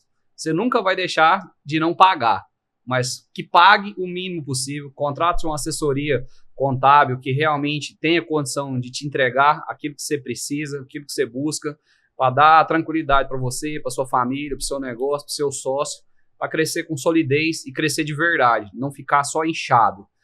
Existe essa diferença grande aí. E o planejamento tributário é a base. Tenha seu contador como seu médico, vamos dizer, médico da empresa, ele é seu consultor. Ele está ali para te ajudar no planejamento, no todo, estruturar, te mostrar o melhor caminho para você gerir bem seu negócio. Excelente, excelente. Tá bom. Vamos lá, vamos. Nós somos contadores, mas somos empresários também, né? E um dos princípios que eu falo para toda empresa, tem hora que o pessoal entra em pânico. Eu falo bem assim, ó, não perpetue seu erro. Você não precisa perpetuar seu erro. Entendeu? Então não é sair correndo, olhando para trás, mas daqui para frente você vai fazer o quê? Né? Então, com uma boa contabilidade, uma contabilidade consultiva, você consegue organizar isso.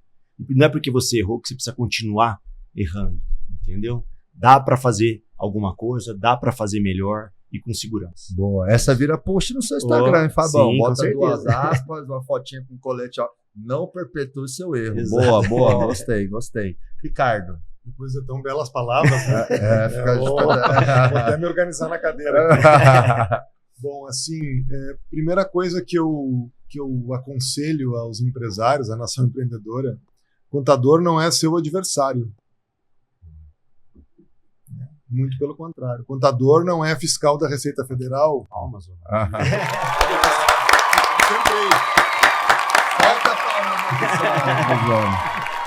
Então, assim, às vezes, nós vamos dizer alguma coisa que o cara não vai gostar.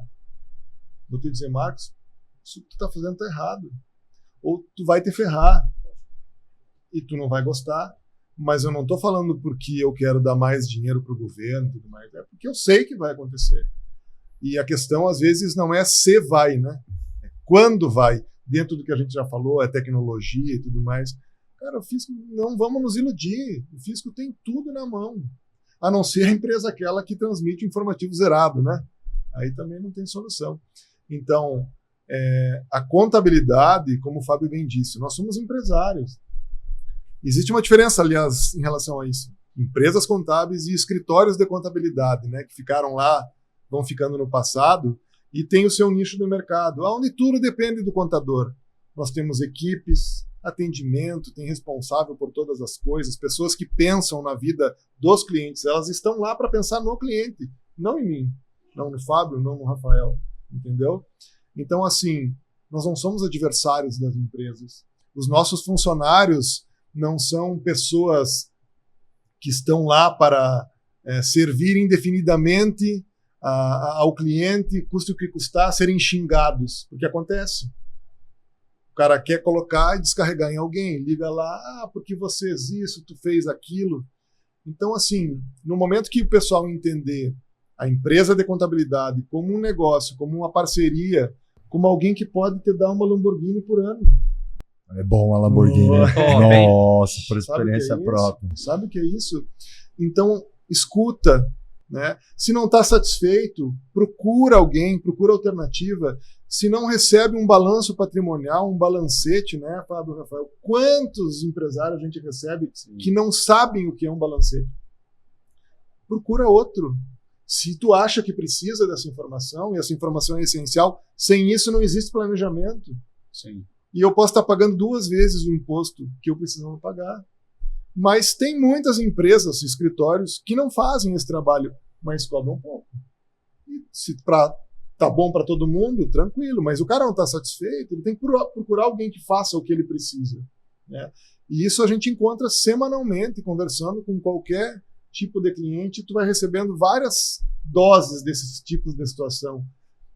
Então, assim, procura alguém que entenda, confia. Nós não somos adversários da empresa, do empresário, não somos fiscais da Receita Federal.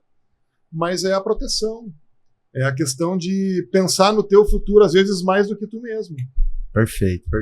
Antes de deixar minha mensagem, eu quero sintetizar e recapitular o que veio aqui pro meu coração e para minha jornada, porque eu também estou aqui aprendendo com vocês, né? Assim como quem está nos ouvindo, nos assistindo. O Pode Acelerar, ele está no YouTube, né? Então, quem quiser ver a minha cara feia, mas eu estou ficando cada vez mais fortinho, pode assistir lá no YouTube. E também tá no Spotify, Pode Acelerar. Então, às vezes ali, dirigindo o carro, na academia, enfim, numa viagem, né? O Rafael falou, maratonei. Foi pro Mato Grosso o dia inteiro escutando. Pode acelerar, pode acelerar. E assim, sem falsa modéstia, eu não sei se tem conteúdo melhor para empresários no podcast do que no Pode Acelerar. A gente faz com muito carinho. A gente trata o Pode Acelerar como se fosse um produto pago, monetizado, né? E aí, Rafael trouxe, né, a importância do planejamento tributário. Fabião aqui, né, não perpetua o erro. Não é porque eu errei até aqui que eu tenho que continuar errando. E o Ricardo trouxe, né, essa aliança que tem que ser construída entre a empresa contábil e o empresário, a empresária. E o amigo de verdade é aquele que me fala o que eu tô errando. Que eu não quero ouvir. O que eu não quero ouvir. Que me tira da zona de conforto, né? Exato. Então, usando o microfone amplificado aqui, eu quero dizer que, às vezes no começo, talvez dá para perdoar uma ou outra lambança. O cara fatura 10 mil no mês, 5 mil, 20 mil.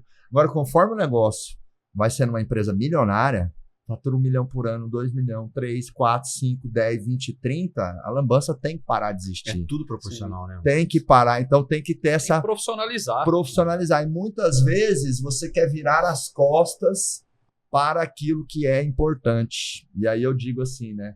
Quem faz o que gosta e mexe com o que gosta somente é criança. Sim. Né? Nós, empresários, a gente faz o que é necessário e mexe o que é necessário. Então, eu vou pedir para vocês pegarem um energético Giants aí com vocês.